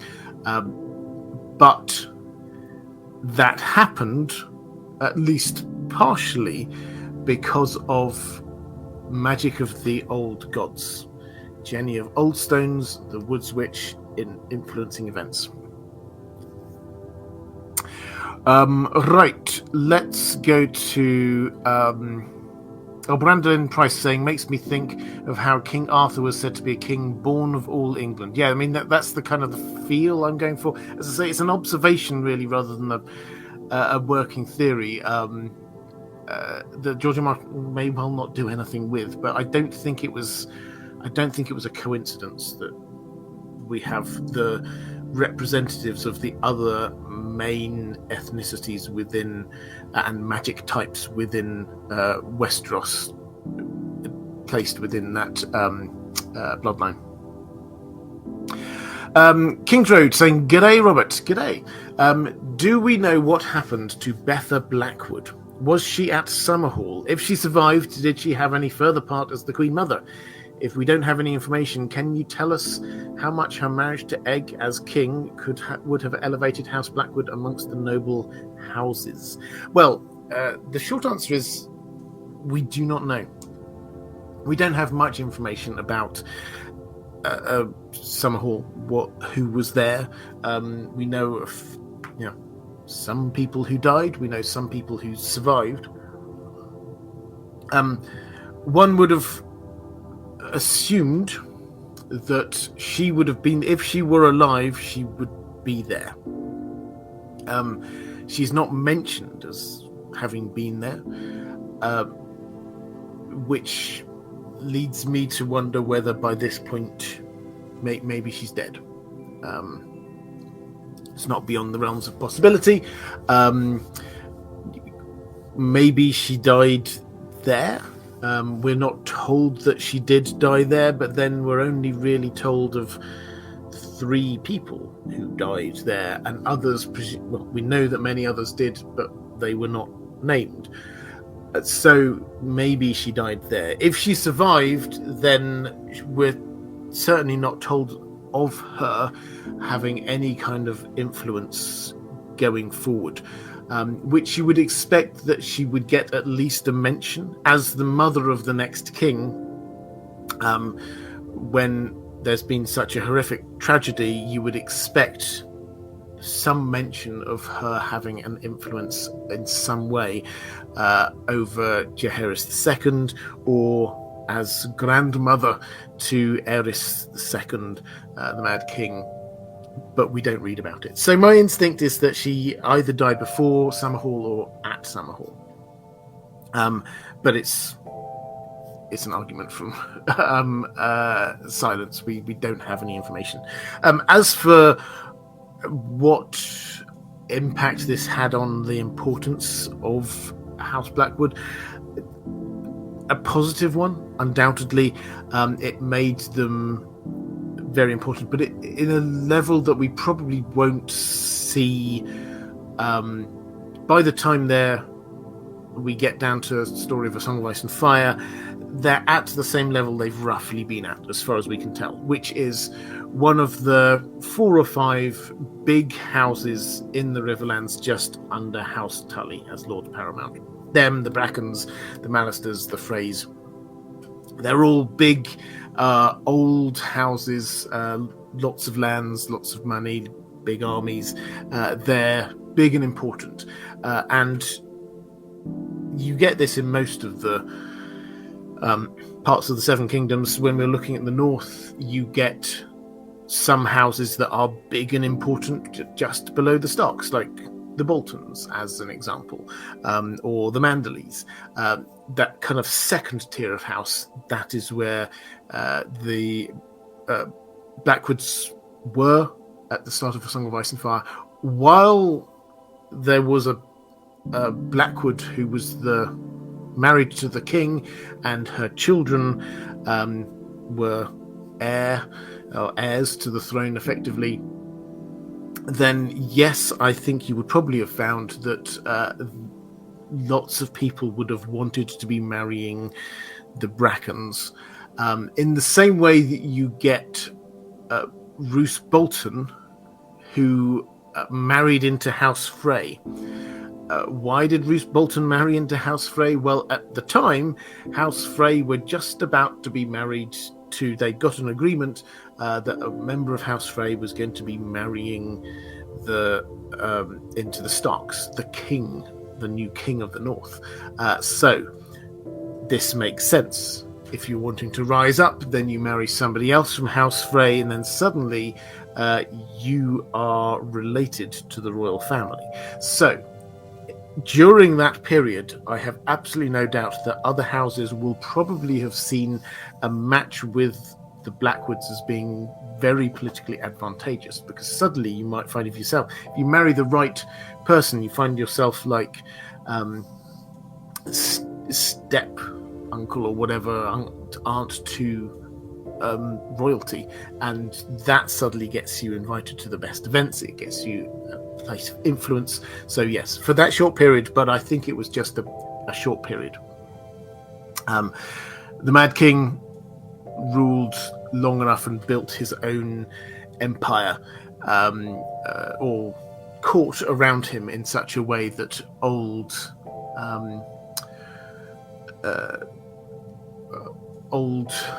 power bases were slightly undercut. He washed away. He got rid of all of the old sort of courtiers from his grandfather's or his grandfather's time. Okay, let's go to a question from Mr. World saying, hello, Robert. Hi. The Blackwoods have some of the most charismatic characters in A Song of Ice and Fire. Black Ali, Bloody Ben, Bloodraven. I'd love to meet more. Do you think we will meet any new members of in the Winds of Winter, or learn more about the Blackwoods that have already been introduced in the main series? I would love to say yes. But my instinct is that this story is now not about the Blackwoods. The Blackwoods have played a hugely important part in the build-up to the story that we have, the setup to the story we have. Bloodraven, massively important.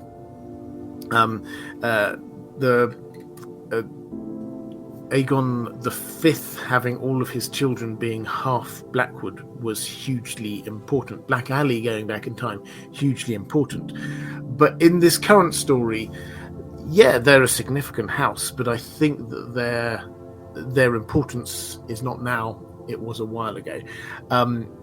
Should we be meeting any new characters? I mean, George R. Martin loves introducing new characters, so maybe, but I think Titos, he's gonna stick around in his own home now for a little while. Hoster's the interesting one. What happens to him once Jamie has gone? As he's been created as this quite well-drawn character, I don't think he's going to be just like this complete bit part character that we just never hear from again. I think we will discover him doing things, but it's not his story, so he will be interesting, but I don't think we're going to get massive amounts more. So I'm sorry for the slightly boring answer on that one, but I suspect not. As Andrew K says, time for narrative contraction anyway. Have to start that bottleneck. Yeah, I mean, I think this is the this is the point about where we are at in this story. Narrative contraction, I think, is a fantastic phrase. The story is at this moment at the widest it is going to be geographically, in terms of number of characters, in terms of number of storylines. When we get to the end of the Winds of Winter, everything is going to start squishing back down again. Right now, we've got, you lose track. The amount of POV characters alone is over 20, I think. The amount of different storylines we have. We've got the Marine storyline. We've got the storyline with Dany and the Dothraki. We've got Arya up in Braavos. We've got what's happening with Littlefinger and Sansa happening in the Vale. We've got what's happening in King's Landing. We've got the Dornish plot. We've got what's happening down in Old Town. I mean, there's so many different plots going on. everything will start coming back together. Danny and all of Team Danny are going to be heading towards Westeros at some point. Arya is going to be returning back to Westeros at some point. Bran is almost certainly going to be heading back down south from north of the Wall at some point. All of these storylines are going to start to contract in. And what that means is that, yeah, we may well meet new characters. And George R. Martin has said, yes, we're going to have new characters, but not as many as we used to. Now is the time we're starting to focus in.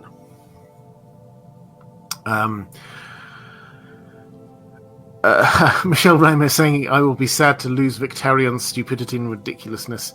Yeah, he's a great character. But yeah, he's not long for this world, I think.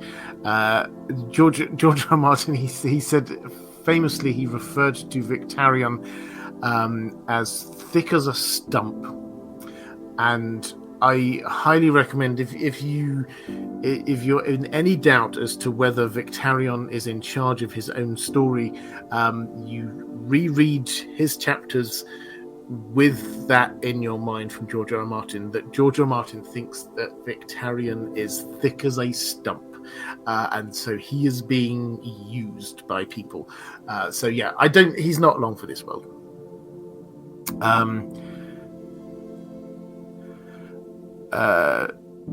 Gillian's saying, please give Dan, that's my dog Dan, best wishes from me and my pup Data. Pronounced Data, not Data.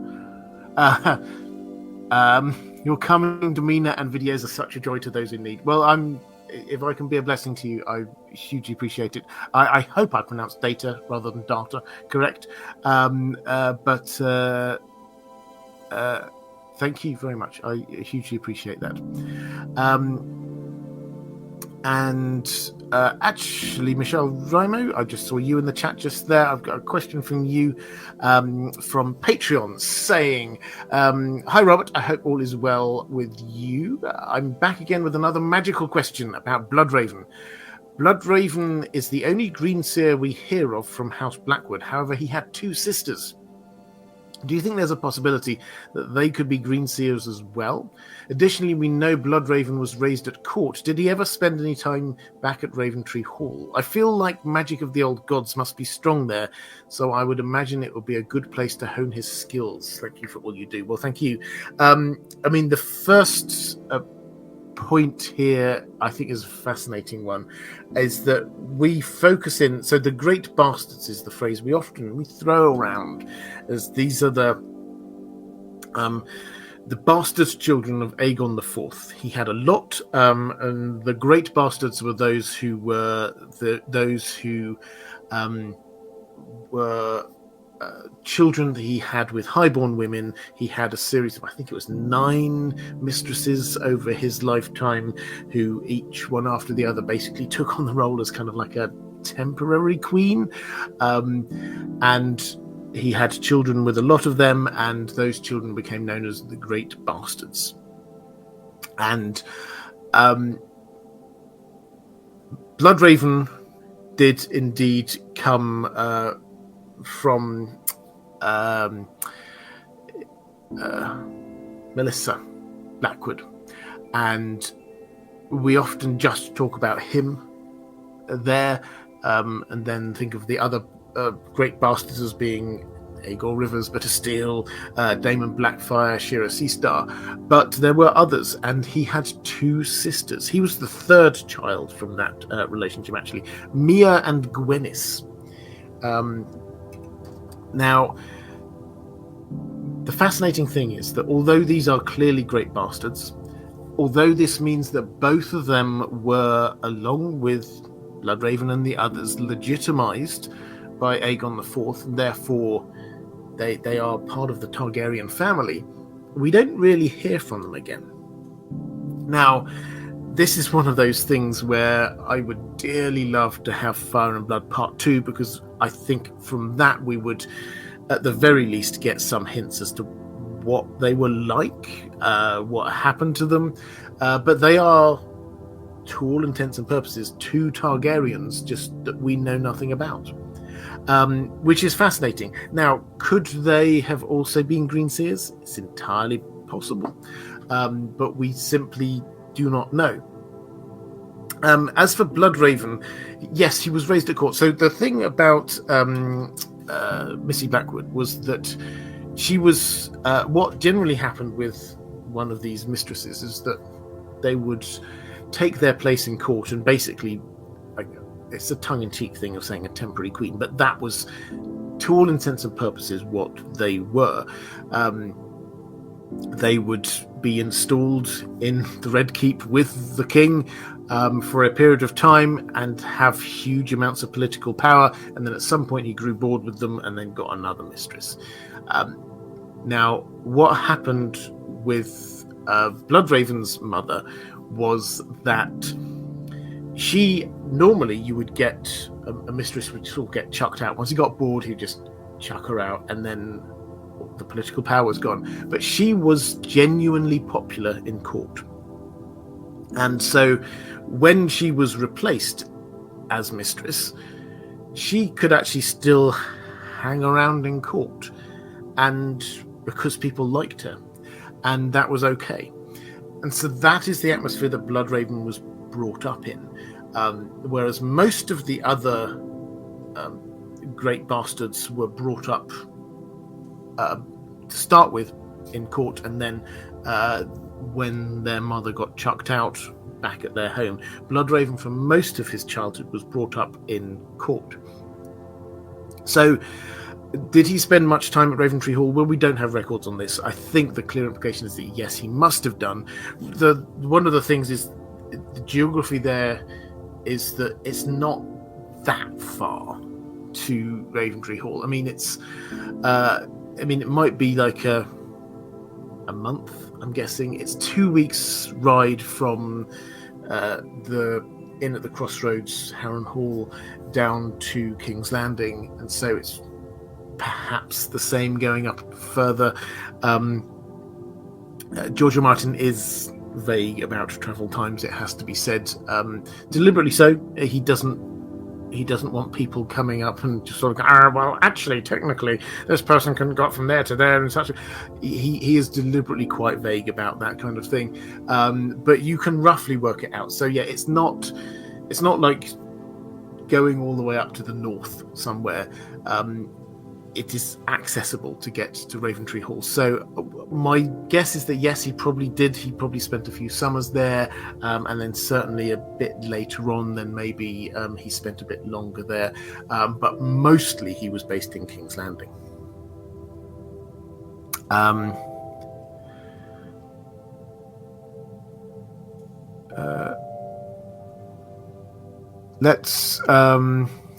Zach K, you're just heading off. Great to see you for a while. Gillian saying pronounced perfectly. Good. I'm glad I pronounced data correctly.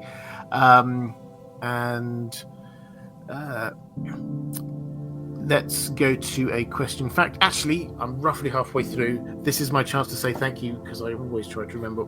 Thank you to my moderators. Well, I'll do moderators first and then my patrons. I did do a thanks to moderators before, but moderators, thank you. You are amazing. I see you're doing an excellent job again in the chat. Patrons, thank you as well. This is why I prioritize questions from my patrons.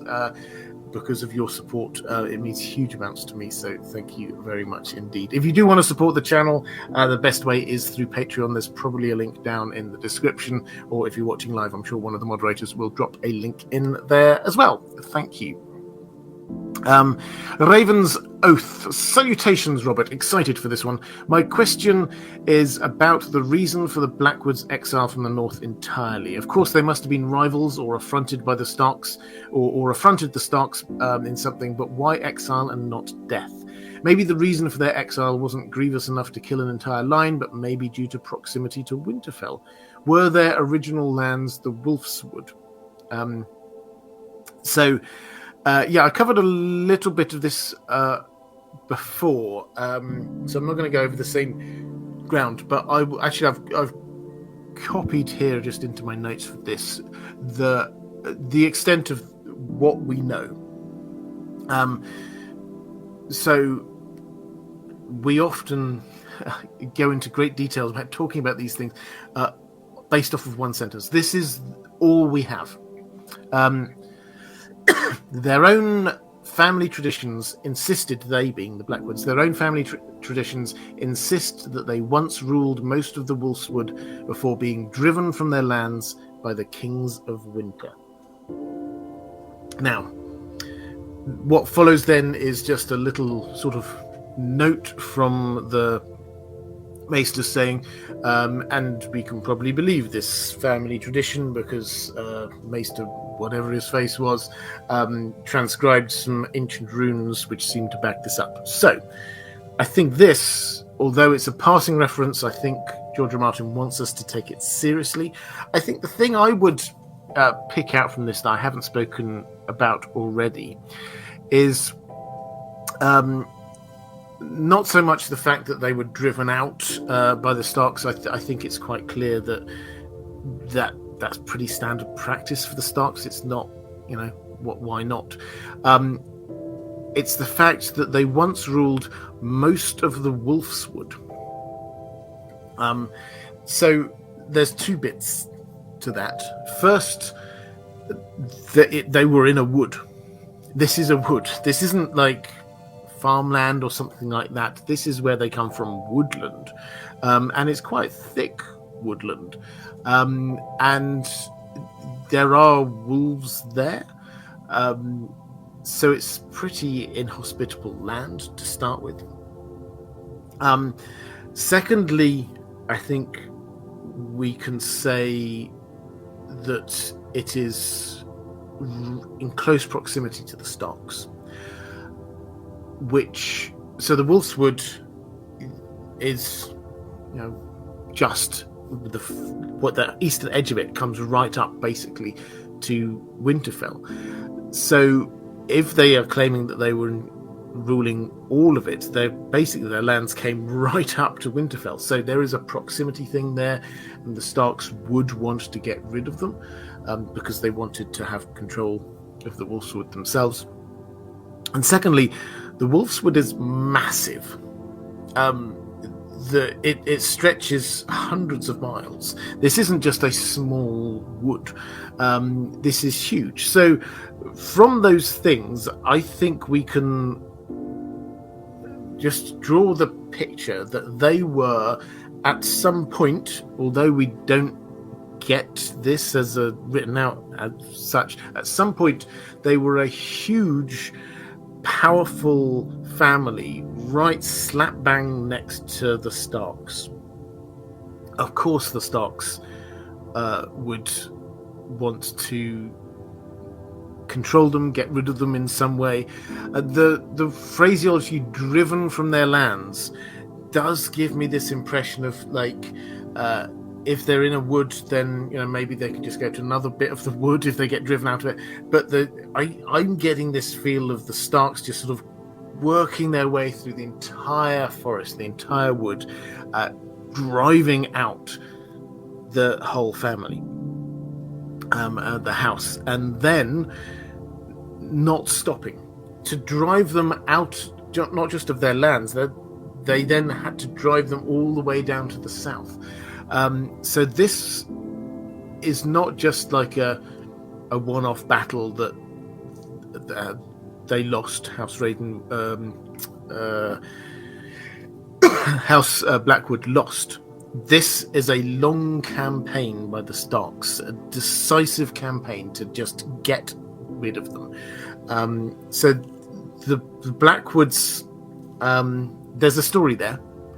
We just do not know the story. They were the closest, biggest rivals to the Starks, and the Starks drove them out.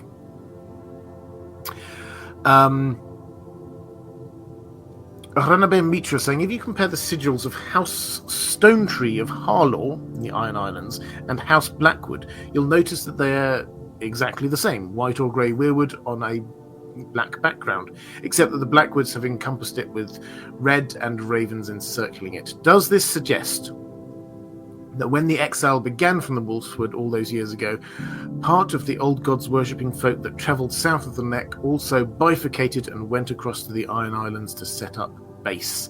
Harlaw, which is where House Stonetree are, is the closest island from the coast near the Neck. I want to cover this in a lot more detail when we get across to the Iron Islands, because there's lots to suggest that the Iron Islands ethnically come from the First Men, the Iron Islanders. They come from the First Men. How and when they got across there is a matter of some speculation, but the fact that there are there are several hints that there were weirwood trees on the Iron Islands, but then they stopped working. They died. So we have stone tree. We know that weirwood trees turn to stone after they die. There's also several places where it looks like there might have been an old tree there. So on Old Wick as well, the Naga's ribs, big, tall, white things sticking up out of the ground. They think this is the dragon bones. They sound a bit like dead weirwood trees to me. So there are hints there. Does this mean that they came across from the Blackwoods? I don't think necessarily. But the link across to the north, I think, is very strong.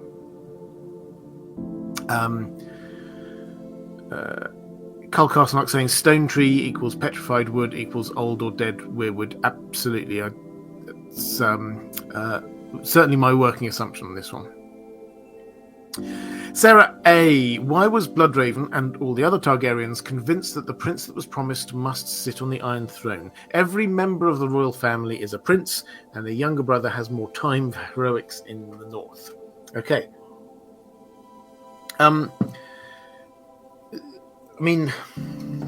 of the things that I am most looking forward to in House of the Dragon, in the Winds of Winter, is this slow unpacking of what exactly are these prophecies that the Targaryens have got, because it's at the moment it's not clear what we've got. We got this kind of breakdown from the House of the Dragon, which we're told George R. Martin signed off on. Big thumbs up. That we get Aegon had a dream, and we get Viserys telling Rhaenyra what this dream was. It's clear that was passed down from generation to generation, but seemingly just orally. One person tells another person. So after 3, 4, 5 generations, then it's probably not exactly the same as it was to start with. We also then get what later becomes the cat's paw dagger, which when you put it in the flames, this kind of message appears that basically says, from my bloodline comes the prince that was promised. That seems connected to the prophecy, but we haven't been told what the connection is yet. And that clearly isn't all of the prince that was promised prophecy. There's some more going on there somewhere. So we've got a disconnect between what the original dream that Aegon had was and what was passed down to Rhaenyra, and what the prince that was promised prophecy is, and what is on this dagger, and how does this all tie in together? So that I'm hoping that we get a bit more clarity on all of that as we go through, because the prince, you're right, the prince, we don't know what the exact assuming this is in Valyrian, we don't know the exact word, prince or princess, but it doesn't say king or queen. It's notable that when Rhaegar, who apparently studied a lot of this, when Rhaegar was deciding who was the prince that was promised, first of all, he thought it was him when he was prince, and then he thought it was his son, who was also a prince. So he didn't necessarily think that at the moment that somebody gets labelled that they are king. He thought that they were, however, from the kingly lineage. So, do they think that the prince that was promised must sit on the Iron Throne, or do they think that whoever sits on the Iron Throne has to fulfill the things in that first vision, or is the prince that was promised separate? We haven't got the clarification on that. If I garbled that slightly, let me just sort of clarify it.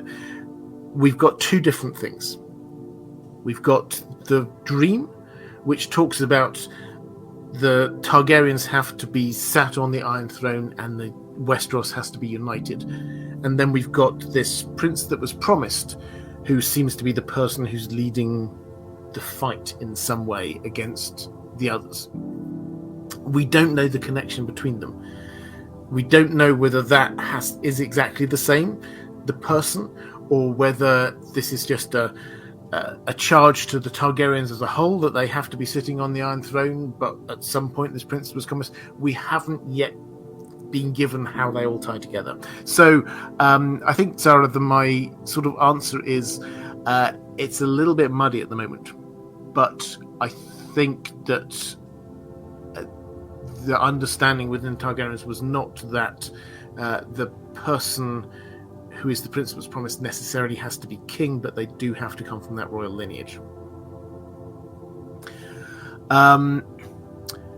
Alexandra Vladimets, your first super chat, thank you very much, saying thank you, creator and chat, for in-deep diving into Game of Thrones tea label tips and pouch embroidery ideas over the years. Wow, managed my first super chat. Well, thank you very much, hugely.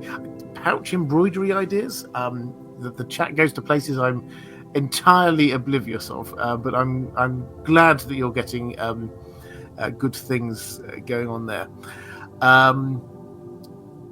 Andrew K just going back, you say not to get any further off topic, but the Grey King, who's this legendary king in the Iron Islands, has some hooked into the weirwood net echoes as well. Yeah, absolutely.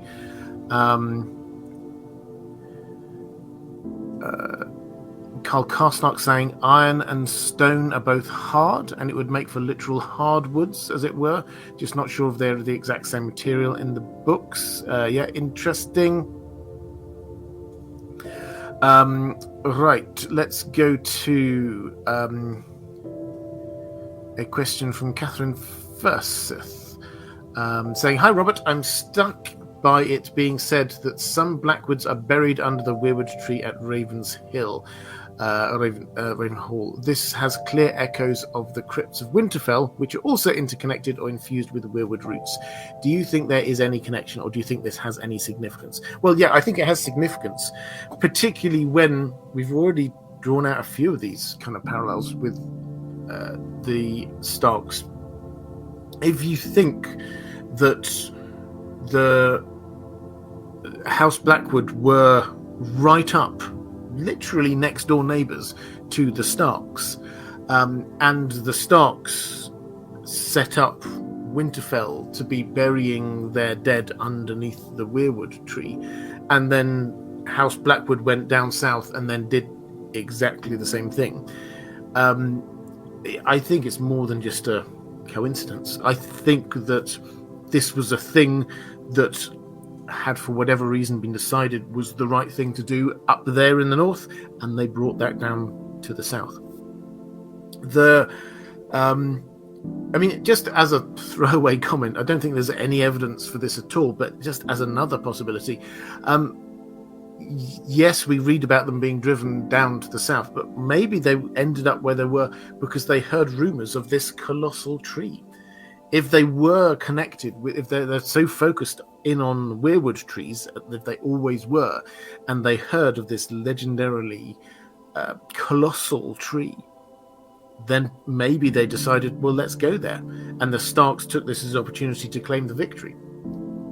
So, as I say, there's no evidence of it, but that's another way of looking at it. Because let's not forget that the weirwood tree, in order for it to be colossal, it presumably had to have been growing for a very long time. And we know that it's been dead for a very long time. So it must be very, very old. And even at the time when the Blackwoods were heading south out of the north to set up a new home, it will already have been massive, presumably at that point as well. Sorry, that was a bit of a digression. Just as a point of fact, not all of the the Blackwood family, get interred under the weirwood tree. Some of them they get in cairns, but yes, the practice of, they certainly ask for the bodies of their dead to be brought back within a Song of Ice and Fire in order to be buried beneath the weirwood tree. So this is a practice that has been going on for thousands of years. Raven's Oath. George R. R. Martin has singularly tasked the ladies of House Blackwood to enchant any character that lays an eye on them. Furthermore, we find the spread of old magic in different families via these ladies. Is there some secret specifically about the women of House Blackwood? Hashtag hot goth Blackwood lady. Is there some secret specifically? Well, as I say, it's notable about Blackwoods that the most significant characters in this are female, and one of the most significant things about them is who they marry, but that never comes across in a kind of submissive way that they have been sold off to be married to such a person for political reasons. No, this seems to be their decision. So it's made clear that Betha Blackwood, when she married Aegon V, this was a love marriage between the two of them. She is known to be very strong-willed, and he, as a member of the royal family, probably you'd expect him to have a political marriage, but because at the time he was still quite low down in the line of succession, they did allow this love marriage. So this seems to be something she seems to have clearly personally have been set on. Similarly, Black Ali marrying Cregan Stark, this seems to have been her doing the driving here. I mean, he seems a very willing participant, it has to be said, but she is the person who initiates this. As for Melissa Blackwood and Aegon IV, obviously they never did marry, but she seems to be quite a big and strong personality, much loved in court. So whereas the Brackens, we're told they I don't know quite the best or most delicate way of saying this, but they seem to have trained up their daughters in order to try and get them to be mistresses of Aegon IV. That doesn't seem to be the case with Melissa Blackwood. So these women seem to be very important plot-wise for who they marry, but not in a they're being married off way, but in a they are deciding who they marry kind of way.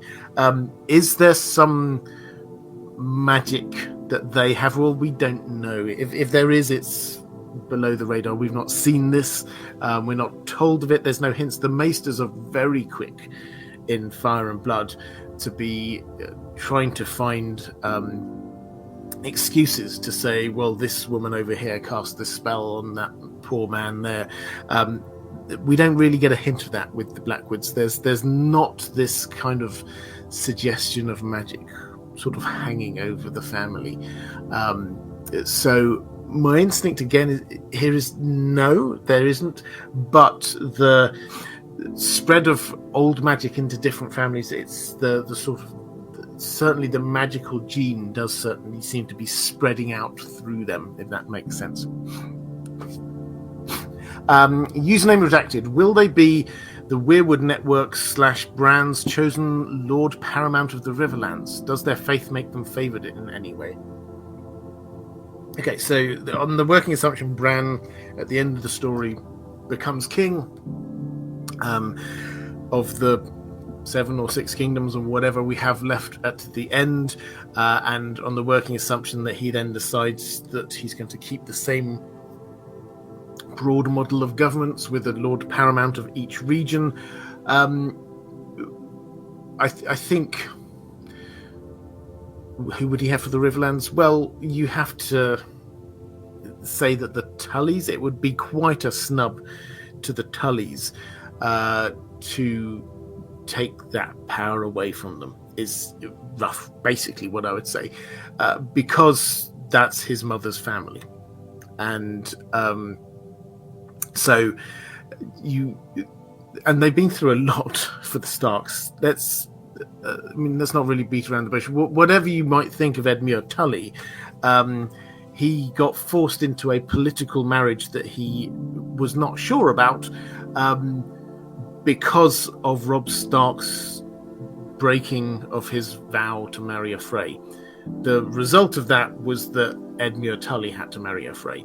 Then he turns up for his wedding, and at his own wedding, he then gets captured and imprisoned. So this is, they've not done great out of this. The Tullys, the Blackfish has been admirably pulling his weight, it has to be said, in the Riverlands. Cat has, she's had an impact in many, many different ways. I think that to take it away from the Tullys would feel harsh to me. Might you want the Blackwoods in a position of power? Perhaps, but I don't think that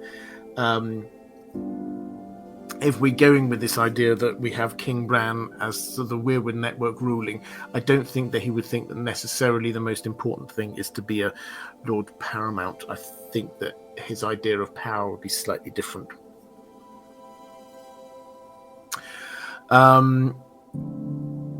Michelle Remo saying, in the upcoming seasons of House of the Dragon, I wonder if Ali, this is Black Ali, might be using a Weirwood bow and arrow like Bloodraven and the Raven's Teeth. Do you think the show might show an indication of magic a la Bloodraven and the Redgrass Field?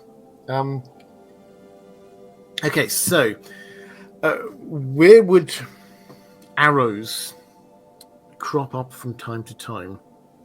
One of the more famous examples is when Torrhen Stark came south with his army to face the invading Targaryens. His bastard brother got 3 Weirwood arrows with the idea that he was going to shoot them and kill the dragons with them.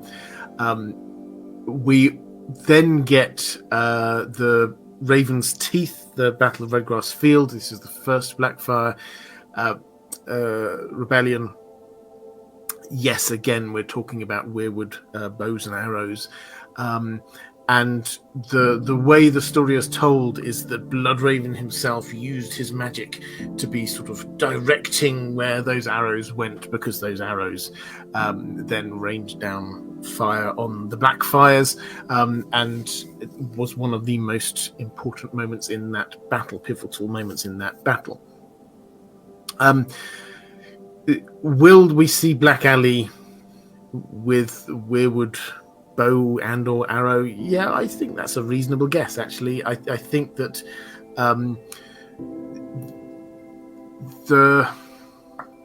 one of the things which was most notable in season 1, it has to be said, say unnecessary is probably the wrong way of saying it, but the weirwood tree in the Red Keep was noticeable.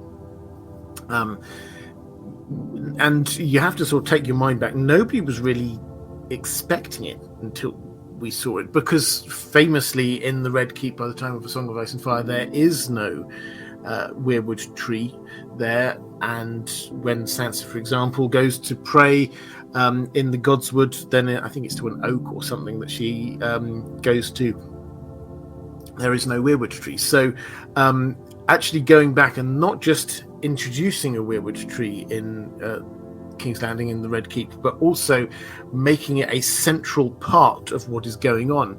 You get some of those early scenes between Alicent and Rhaenyra were there. We get the scene between Alicent and Larys, where James, feel free to go and check out his videos, where he's speculating wildly in his wonderful way, backed up by evidence, not just randomly, where you get, it feels like the weirwood tree itself is talking to Alicent,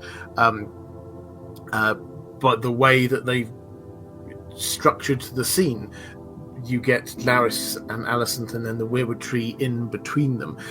That's certainly going to be a significant. We're certainly going to see another weirwood tree at Harrenhal. So they are playing up this element of it. And yeah, it wouldn't surprise me if they bring in this with Black Aly, they bring in her having weirwood arrows or something like that. Right, let's go to a question from Travis, saying, hello, Robert. Hi. We always discuss Bloodraven as a Targaryen bastard, but could you discuss him from the context of being a Blackwood? For example, before this, I never made the connection that the Blackwoods are the house, I would argue, most strongly connected to the Weirwoods, and Bloodraven literally fuses with a Weirwood. Yeah, I mean, we've touched on this from various angles already in this stream, but Bloodraven, it's important that Bloodraven is the fusing of the two types of magic, I think. And added to which, the magic that we see him use seems to be more old gods magic, Green Seer magic, than Targaryen magic. Now, we see him use the, as far as we can tell, magic to be, when he sort of glamours himself to become Maynard Plum. That's not specifically Targaryen magic, that's just generalized magic. But the other things that we hear about him doing, the walking into animals, things like that, that's from his Blackwood side. So what we don't hear is the biggest Targaryen magic-y thing, which is these dragon dreams. Maybe he did have them, maybe he didn't, but that does not get played up. And then obviously when he goes up to the wall, then he's almost 100% about the Weirwood network. So yes, I think we think about him as a Targaryen, but he is more focused on the other side of the old gods magic than he is the Targaryen magic. But the key thing here, I would argue, is it's the fusing of the two. One thing I would love to sort of pick up on very briefly, though, is you're saying the House Blackwood is the house most associated with weirwood trees. I think that's a fascinating way of looking at this, which is they're the one with the weirwood tree on their sigil. They're the one with the biggest weirwood tree, this colossal weirwood tree. And yet, irony of ironies, their weirwood tree is dead. So what's that trying to tell us? I don't know. But it's noticeable that George R. R. Martin has put this family, which is most associated with the weirwood tree, their weirwood tree being dead.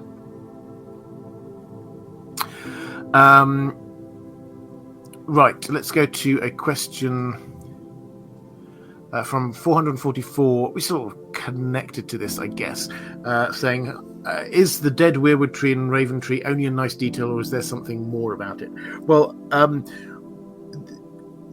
clearly there's more. Again, I've talked about this from several angles. I did want to use this, though, as a moment to share something that I had not spotted before until I was just doing a bit of research before this live stream, which absolutely fascinated. And I would love, in the chat, feel free to speculate wildly about what this means, because it feels significant, but I've not had the chance to work through it all yet. Adam Velaryon, you'll remember him. He is one of the dragon seeds, and he is, we think, I don't know which way House of the Dragons are going to go on this one, but he is probably Corlys Velaryon's bastard son. The fascinating thing about Adam Velaryon is that he flies off to the Isle of Faces. For what reasons? We do not know. Perhaps it's just because it's an interesting place for him to go. He lands on the Isle of Faces. He apparently talks to the Green Men. He gets back on his dragon. He flies to Tumbleton, to a battle, and he dies. He, therefore, is one of only two named characters that we know who, in all of the recent history of this world, have been to the Isle of Faces. This is the apparent heart of the weirwood network. The only other one, of course, being Howland Reed. Adam Velaryon, we assume, was not invited, but just sort of landed down on his dragon on the island, because the island's defenses were against people approaching by boat. If you ever tried to approach the isle, then mysterious currents would push you away, the wind would blow you away, birds would come in and start attacking you until you turned around. You could not approach the island, but on a dragon, yeah, you could. So Adam Velaryon, for reasons we do not know, landed on the Isle of Faces, talked to the Green Men, flew off again, and then died. And then, this is the thing that I only just noticed, then his body was taken by House Blackwood and taken and stored for 8 years at Raventree Hall before Alyn, Adam's brother, claimed it and took it back, and he got buried at Driftmark. For 8 years, Adam Velaryon's body, the only body that we know, the only person that we know outside of Howland Reed to have visited the Isle of Faces, his body lay at Raventree Hall. What does this mean? I'd be fascinated to know what your thoughts are in the chat. It's not, I'm sure, a coincidence. Were they wishing the Weirwood Network to be sort of sucking up the knowledge and experience of what happened there? I don't know.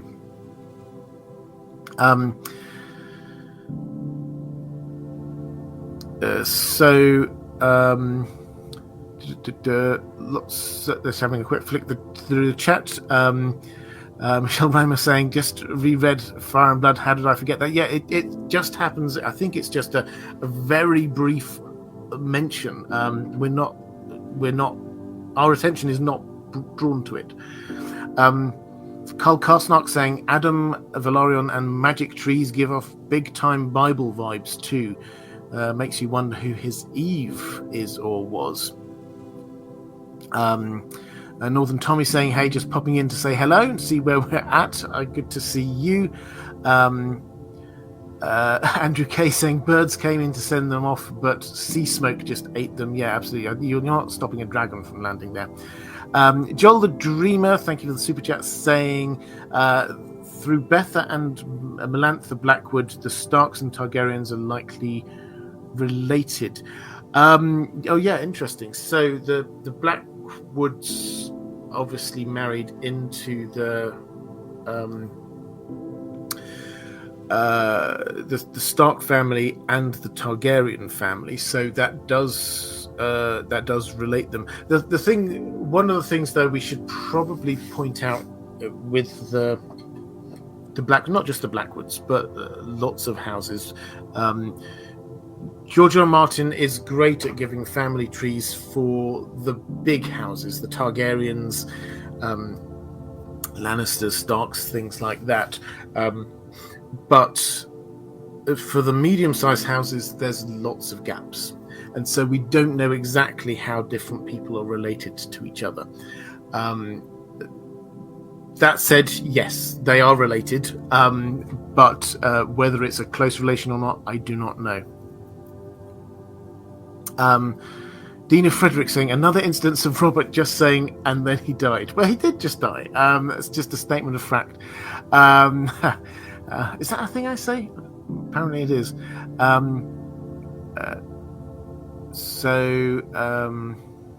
It's Graydon saying he flew into battle with a dragon. Yeah, so when we get there in House of the Dragon, Tumbleton is going to be massive and shocking.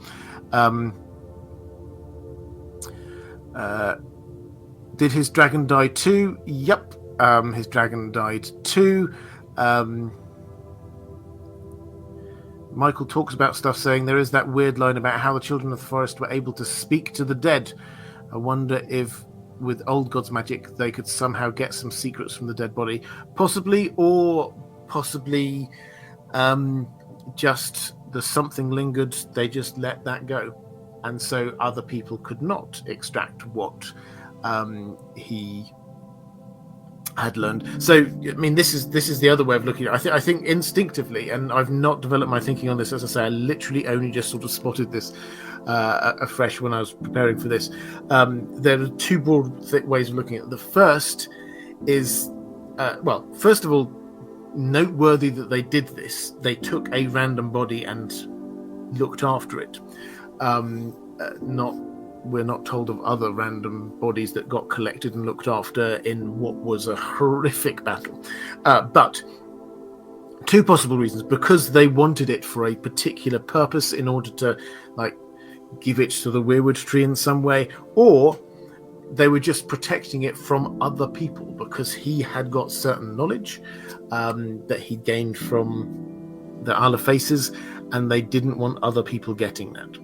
Those are the two starting points that I have right now. But yeah, maybe we'll come back to this on a future week if I've done a bit more thinking, of somebody comes up with something fascinating. So Joel the Dreamer saying Betha Blackwood might have been queen when Melantha was Lady of Winterfell. Yes. It's the link between these characters is the bit that we don't know because we haven't got the family tree.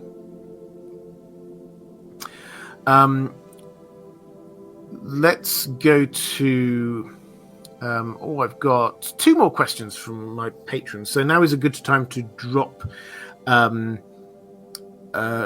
things into the chat. Actually, Michelle Ramo saying Ali Bliss is Black Ali, so this is Team Blackwood, did defend Corlys and fight for his freedom. Maybe House Blackwood respects House Velaryon, which could explain them protecting Adam's body. Yeah, that's an interesting link. So this was the specific thing that Ali Blackwood was gaining, which was clemency for Corlys Velaryon. Does this link across to another part of House Blackwood looking after the body of probably Corlys's bastard son? It's an interesting possibility. Right, two questions left. Matthew Hawkins. Dear Robert, do you subscribe to the fan theory that Varys is a Blackfire himself? If so, could he be a descendant of either a Blackwood or a Bracken?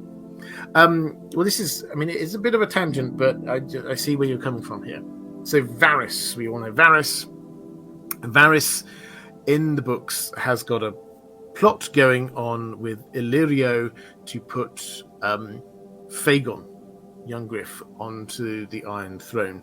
The working assumption I have, and many others have, is that young Griff is a Blackfire rather than who he claims to be. Through his mother's line, we're told specifically the Blackfire line has died out on the male side. Clear implication it hadn't on the female side. So people were wondering, is this loyalty that Varys has because he himself is a Blackfire? Now,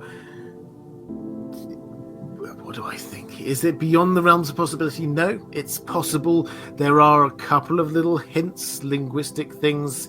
His head is bald and described as shaped like an egg, which takes us back to egg.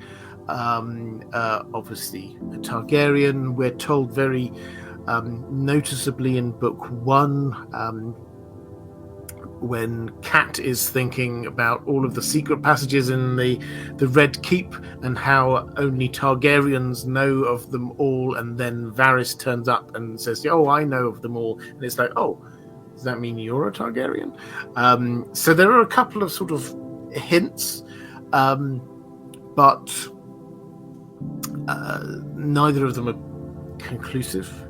You could see that thing with Varys knowing all the secrets of the Red Keep and only Targaryens as being actually the other way around. George R. Martin saying, it's not just Targaryens who know. Here's somebody who's not a Targaryen who knows the secrets of the Red Keep. So,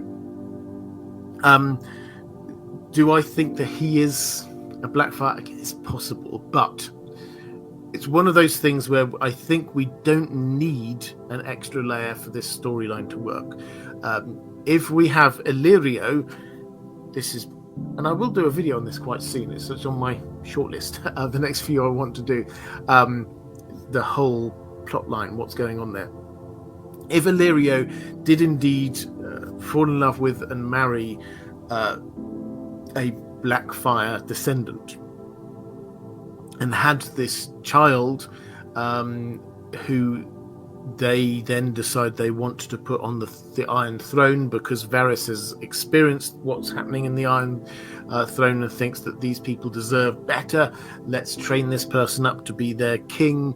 The way that they will accept him is not if they think he's a Blackfire, but if they think that he's this actually a Targaryen. And he's tied into this because his childhood friend, the person who basically saved him from the gutter, is Illyrio, and they're closer than family. That all works. That ties together. It makes sense. So you don't need this extra layer that Varys is secretly a descendant of somebody. Could he be a descendant of a Blackwood or a Bracken?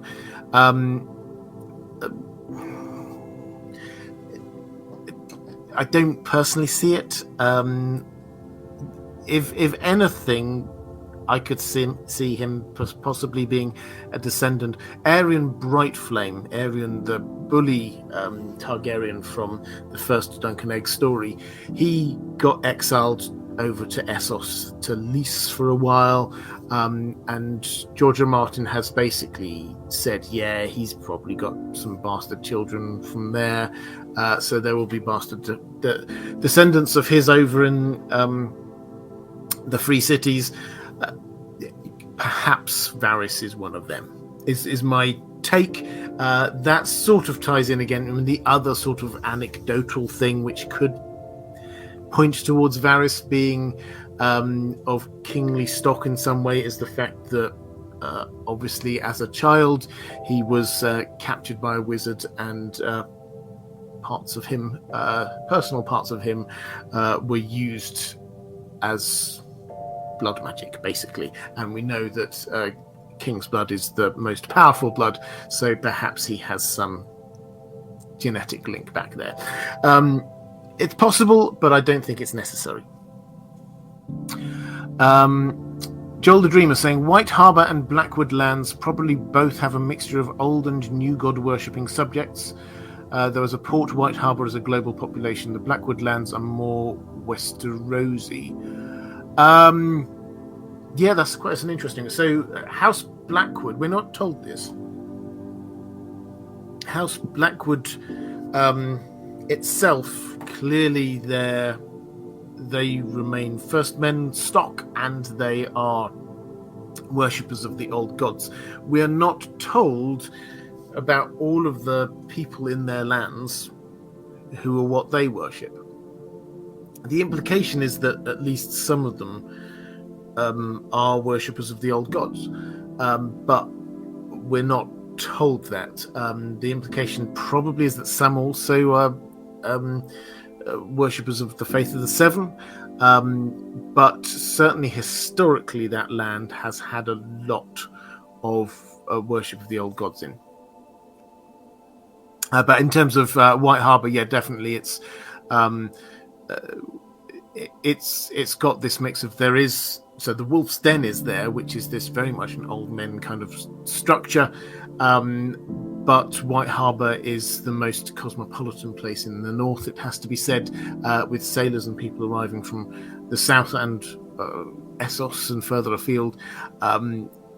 It has people who worship old and new gods and other gods as well.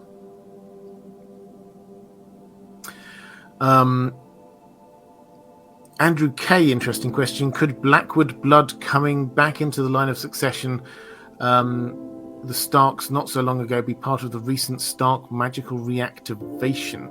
So, I mean, this is certainly an interesting question, which is, so the Stark magic reactivation is the fact that Ned and Kat's children all are magical in some way. What caused that? We've not had a full answer to that yet.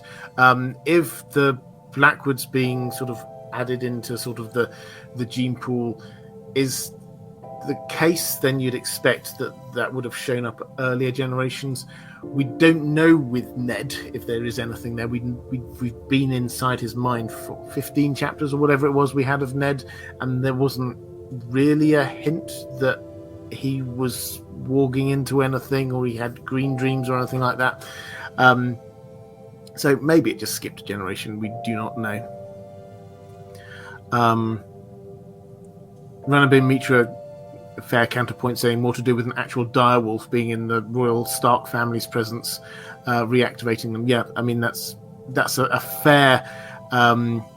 And Terry Incognita saying the same thing. I mean, that it has to be said is the working assumption most people have is that Bloodraven somehow drove the direwolf south with the direwolf pups, attracted their attention there, knowing that the warging connection would therefore start with the Stark children.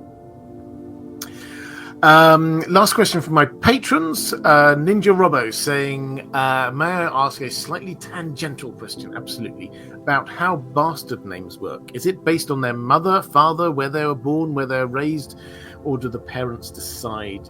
For most, it seems to be location of birth, notably Robert's bastards, but Aegon IV's appear to be from their mothers, e.g. Bloodraven and Bittersteel were both rivers. Despite being born in King's Landing, and John is named after his father, despite undeniably being born in the south and then brought north by Ned. So how does it work? Well, so the reason for the confusion is that there's no law governing this. There are some general rules by what happens. So first of all, the common folk, small folk, they don't worry about that kind of stuff. They just use first names, or they use, if you have a trade, that is then your surname, your Smith or whatever. Pardon me. So this is just the nobles. So when you get a noble child who is born out of wedlock, the tradition is that the surname they get is depending on the area in which they grew up. So snow in the north, stone or rivers in the Riverlands, things like that. That's not a hard and fast rule that happens all the time, but it's a sort of a generic rule. Now, sometimes you can change that. So you could give somebody a different name if they're particularly associated with a certain area, and this is probably where Brynden Rivers was brought up in King's Landing, but he was associated with the Blackwoods, therefore Rivers was the surname that he was given. You don't necessarily keep that name. Sometimes you could choose your own name. You're sort of allowed to. Some people do that. Sometimes they might choose a slightly different name. Sometimes it's you could adopt a new family name. So, like Blackfire, once Daemon was given the sword Blackfire, then he took the name Blackfire. So there are differences. There's no hard and fast law that you have to call somebody by a certain name, but the default is it's where you were brought up. You can also look, so the Sands, when you get Oberyn Martell's children, they're all called Sand because they were brought up in Dawn, but not all of them were actually brought up in Dawn. One or two of them were brought up in Old Town, for example. One of them was brought up in Old Town, but still is called Sand because it's like we're part of this family. We're associated with Dawn. Okay, Joel the Dreamer saying White Harbour could be so mixed that to a commoner on the streets it's hardly Westerosi. Yeah, well, so we get a good White Harbour chapter from Davos, so I'd highly recommend checking it out. He's sort of like there undercover, sussing out the city. He'd been there before. He's wandering around. It definitely comes across as Westerosi, but it is cosmopolitan. And in terms of are there any bits, sort of any ports that could be not Westerosi? I mean, not really. I don't think. But yeah, if there are any bits of Westeros that feel less Westerosi, then it's probably the ports. I would definitely agree with that.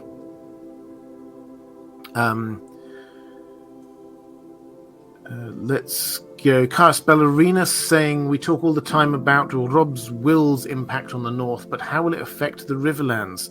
Would they follow someone with no Tully blood? Well, I mean, I think this is a really interesting one. So, Lady Stoneheart won't. I think that much is for certain. However, we get some. We get Edmure Tully was one of the signatories of this. So he has basically signed up to it. He's the signatory to the will. He's acknowledged this. Would Brynden Tully? I mean, I think that's a slightly more complex question. But the Blackwoods have. I mean, Tytos basically has had to succumb to political reality.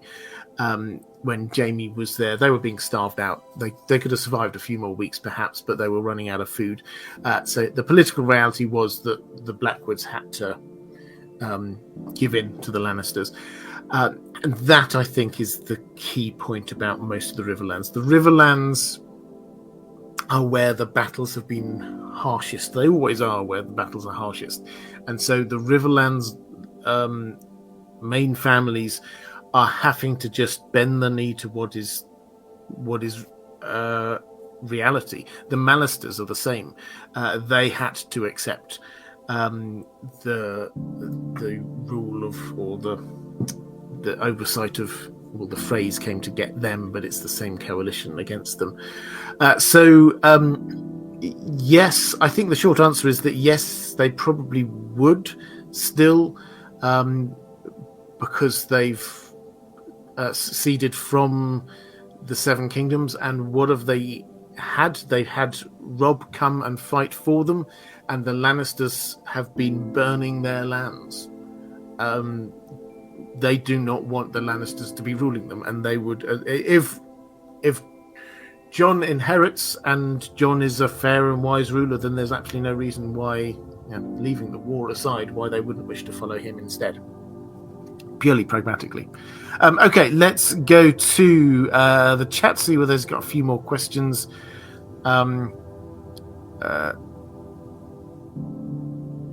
Let's go quickly flick through. Wheezy Squeezebox Alexandra, where do Westerosi people keep their coins? I'm going to assume that was a joke going on there. Greet Weirwood saying, being the bastard of a king like the Unworthy, you would probably want to differentiate yourself from all his other bastards. Well, potentially. What's noticeable is that they, the great bastards, didn't just stick to their name, their bastardy name. They got their own nicknames and went with that. So Brynden Rivers became Bloodraven. Shira Seastar is Shira Seastar. Cool name. We get Bittersteel. He's not just Aegor Rivers, he's Bittersteel. I mean, so they basically picked their own identities, which I think says a lot about who they are. They didn't just say, okay, this is my fate to be a bastard, or even I am now a Targaryen because I've been adopted into the family. They took their own personal identity, which was separate to everything else. Daemon Blackfyre set up an entire new house with an entire new name. He could have just said, I'm now Daemon Targaryen.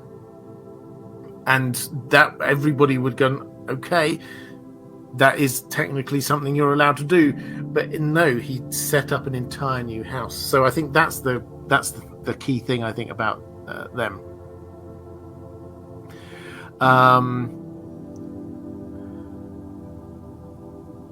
Quickly flicking through. Andrew Kay speaking of the village hero. That's the Duncan Egg story that we're waiting for. It could also fittingly include Pennytree, which plays into the Blackwood Bracken conflict as they previously fought over it. Yeah, absolutely, it could. And you also pointed out George R. Martin gives us a historical Shira Blackwood. He loves to weave that web. Yeah, he definitely does. Okay, I think with that, Carl Carsnock saying Robert makes bastards sound so classy. Well, I mean, this is a big difference between northern and southern English accents. If I were from the north of England, then I would definitely be saying bastard. But as it is, I sound more like a Lannister, sadly. Right. With that, let me talk briefly about some things coming up. I've got a video coming out tomorrow about... I always forget what my video is coming out tomorrow is. Well, here's hoping it's a good one. I have a video coming out tomorrow on the main channel. It's the Song of Ice and Fire one. I've had another question. Karis Ballerina, thank you very much. Picking up a question from Inglorious Pumpkin Pie. I love it when you do that. Thank you. Are there some Cilia oral myths in the Song of Ice and Fire that you think are canon? Cilia oral myths in A Song of Ice and Fire that I think are canon. Well, I think the only one that immediately comes to mind, which everybody loves, is the others riding giant ice spiders. It's an old man thing, I think, but I love this idea of them riding these massive spiders and then scuttling up the wall. It's horrific. A giant spider scuttling up the wall, being ridden by another. Yeah, I absolutely headcanon for me. Anyway, next week let's do another one. Let me know afterwards. Leave a message down in the comment section. Let me know what houses in the Riverlands you would like me to be covering. I think we can cover a few of them. What the aim here is not just to be the big houses.